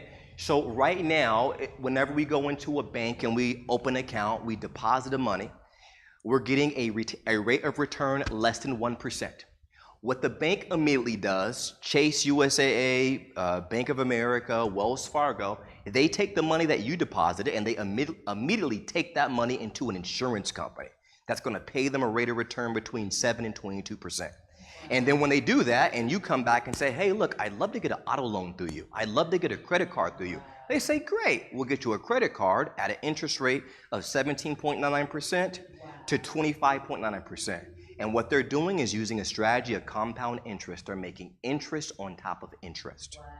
Right now, infinite banking, all you do is you eliminate the middleman and you go, as the kids would say, right to the plug. You go right to the life insurance company. You dump your money there, they give you a higher rate of return, you can borrow from yourself, it is insured, you have a death benefit, you're getting interest on interest. Okay, next slide. I'm gonna skip this. This is just a historical performance of the S&P 500 versus an IUL. I'm gonna go through this illustration very fast, and then we're gonna wrap up. Here's how an IUL works. This is very, very small. In this example, we have a 30-year-old that's investing $6,000 a year or $500 a month for 30 years. So this is not a stock play. Where investments in stock makes a lot more sense is when you're looking to get a rate of return faster. So if you're looking to get more money in the matter of 3 months, 2 months, 1 month, 6 months, stocks are very, very sexy. IULs aren't. They can be a long-term play. You can make great money, but they have lots of benefits. In this case, rather than having a 401k, at age 65, he stops contributing $500 a year, but he has accumulated this account to $1.6 million, guaranteed millionaire. Over the course of those 30 years, he's invested $216,000, but he has more than 6x'd his money in that 30 years. Okay? Couple things he can do. So he can borrow from himself, and rather than borrowing from the money that he's accumulated, the benefit is he can borrow from his death benefit. Therefore, the money he has keeps growing. The only difference is if and when he passes away, his death benefit will be a little bit less than what he had in it. So if he pulls out $50K and his death benefit was $1 million, it'd be $1 million minus $50K to his heirs, okay? All right? Another benefit here is he could take all the money out at one time, that $1.6 million, but we created in many ways to be in a pension-like income. So after 30 years, he will be able to pull a pension of around $64,700 per year from his account. That's the dividend portion here. Okay, so if he, at 66, says, I'm done, I'm not in the working force no more, I can guarantee myself an income every year of $65,000. I have it with my IUL. And that's how it works. Thank you guys so much. I really appreciate you coming out. Before we wrap up, any questions you guys have about the presentation? Yes, ma'am. Fixed index annuity. Yep. You're welcome.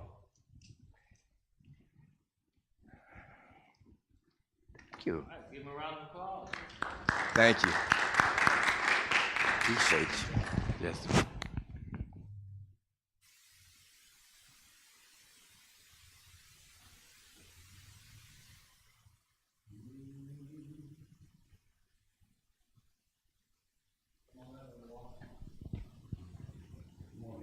Yes, sir.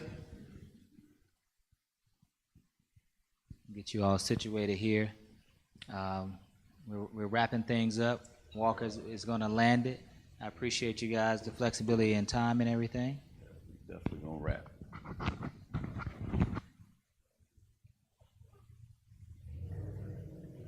Okay. All right, we have 3 giveaways left. All righty, I need Brother Van Morrison, pick a number between 1 and 19. 15. Who do we have there? Warren. Come on up, Warren. All right, all right. Come on up. Your choice. Do you want one of these nice envelope systems? You gonna take the money? He said, show me the money." Okay, that's it. That's it. All right, we're gonna write that goal down. That's it. There we go. Fantastic. We got a $10,000 goal. 10 grand. Brother Warren, he's gonna make it happen. All right. Courtesy of Tonto Street Church of Christ. Make it happen, Captain. Yeah. All right. Make it happen, Captain. Yeah. All right, we have two more. I need another number. Tara, can you give me a number between 1 and 19? 3 has not been taken. That's Brian Skirvin. Come on down. All right. You have either blue or green there. There we go. All right. Do some saving with that. You got some goals for this year. All right. And we have our last one here. Brian, you want to pick a number between 1 and 19? 1 and 19, Brian. Give me the number. 14. Who do we have here? Oh, that was Bob Carruthers. He left early. We're gonna have to pass on Be that. in it to win it. You got to be in it to win it. That's it. All right. I need another. Bruce, give me a number. The number 8. Oh, Darren, he left too. I need another number. I need another number. 1. La Rosa. Come on up. La Rosa. You got some savings. You got Knew who one was. She was like, don't. There we go. Don't say Well, one. you got to get your photo now. She was taking the photo. That's it. Okay. All right. Thanks so much. I'm gonna turn it over to Brother Walker. I appreciate you guys, and Absolutely. go ahead and land it, Brother Walker. All right. Appreciate everyone for being here. Especially appreciate the presenters. Everybody was so informative, and that was the goal. So, if Junie, you can get this up, then I can get out of here. Because it has been a long day. It's been a long day. Good day, but a long day. All right. What I want to talk about is stewardship as a biblical principle. Managing God's resources faithfully, and that's the whole gist of what we've been talking about. Is that we want to be good stewards of what God is giving us. Next slide, Junie. What is it? It's the responsible stewardship is the responsible management of the resources that God has entrusted us. We need to understand that nothing we have belongs to us. The Bible says the earth is the Lord's and the fullness thereof. Nothing. We're just stewards. That's what he told Adam and Eve in the garden. I created all this. You're just stewards. You just minding the store. It doesn't belong to us. So we have to worry about, have to be really focused on that this does not belong to us. All right? And so God wants people to be responsible. Words of wisdom, the next slide. When it comes to this, I heard this a long time ago, and it just makes good sense to me. When your outgo exceeds your income, your upkeep will be your downfall. Okay? Y'all just let that marinate in your mind. That's truth. That is truth. Okay? So do not try to live a life trying to keep up with other people. Okay? Because you're going to get in trouble that way. Okay? You're going to get in trouble that way. So we want to make sure that we do that. Junie, now what I'm going to ask you to do is we're going to skip a few of these just for time's sake. I need us to get down to about slide 8, practical application. That's what I want you to live on. There you go, practical application. There's a lot more in there. We may have the opportunity to see what's in the middle, but I just want to leave you with these things. When it comes down to wise stewardship, it starts with, Sister Sonoma, budgeting. We have to align spending with biblical values, okay? We, as Christians, we don't think like the world, we can't act like the world, and guess what? We can't spend money like the world, okay? As they told me a long time ago, waste not, want not, all right? Part of being a good steward is that you're good givers, all right? God loves a cheerful giver, all right? And you cannot give cheerfully if you're trying to pay Tom, Dick, and Harry, all right? And you let the Lord go down on your list of to-do things. All right. You will not be a cheerful giver. You need to be able to support the church and its ministries. All right. Not only in this life, but as my dear brother said, you have to prepare for the church after you leave here. Okay. Too often we leave here. We die and leave the church and nothing. We got to change that narrative. Okay. Not only do you have a portion of that to take care of your family, but if the church has been good to you, you need to take care of the church when you leave here, all right? So part of that money, not giving to your kids and letting them burn it up, doing all kinds of crazy stuff, give it to the Lord, all right? Give a portion of your money to the Lord, all right? Next one is saving and investing, all right?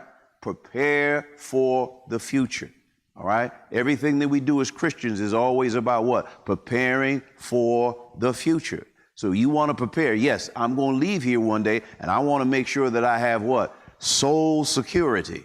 Amen. Not necessarily social security, but I want to have soul security. All right.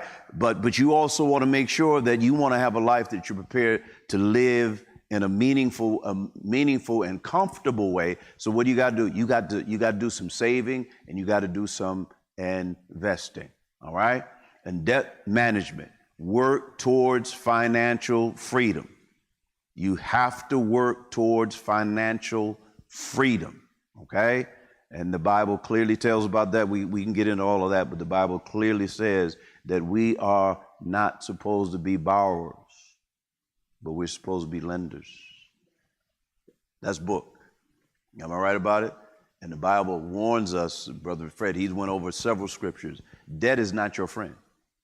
Debt is not your friend, okay? It handcuffs you, it shackles you. So we want to be aware of that. Next slide. I think this is going to be the last one. Encouragement in the next step. Stewardship is a journey, all right? It's a journey. God is patient as we grow in faithfulness, okay? And he wants us to be what? Faithful stewards. That's what he tells us in Corinthians. A steward must be found faithful. All right. And all I'm asking us to do is make a commitment. All of these areas that we talked about today, solidify that. But we need to make a commitment to be a faithful steward of what God has entrusted to us. Y'all all right? Okay. There's a lot more there, but that's where I'm going to leave it right now. So we can get out of here. All right. All right. All right, bro, Fred.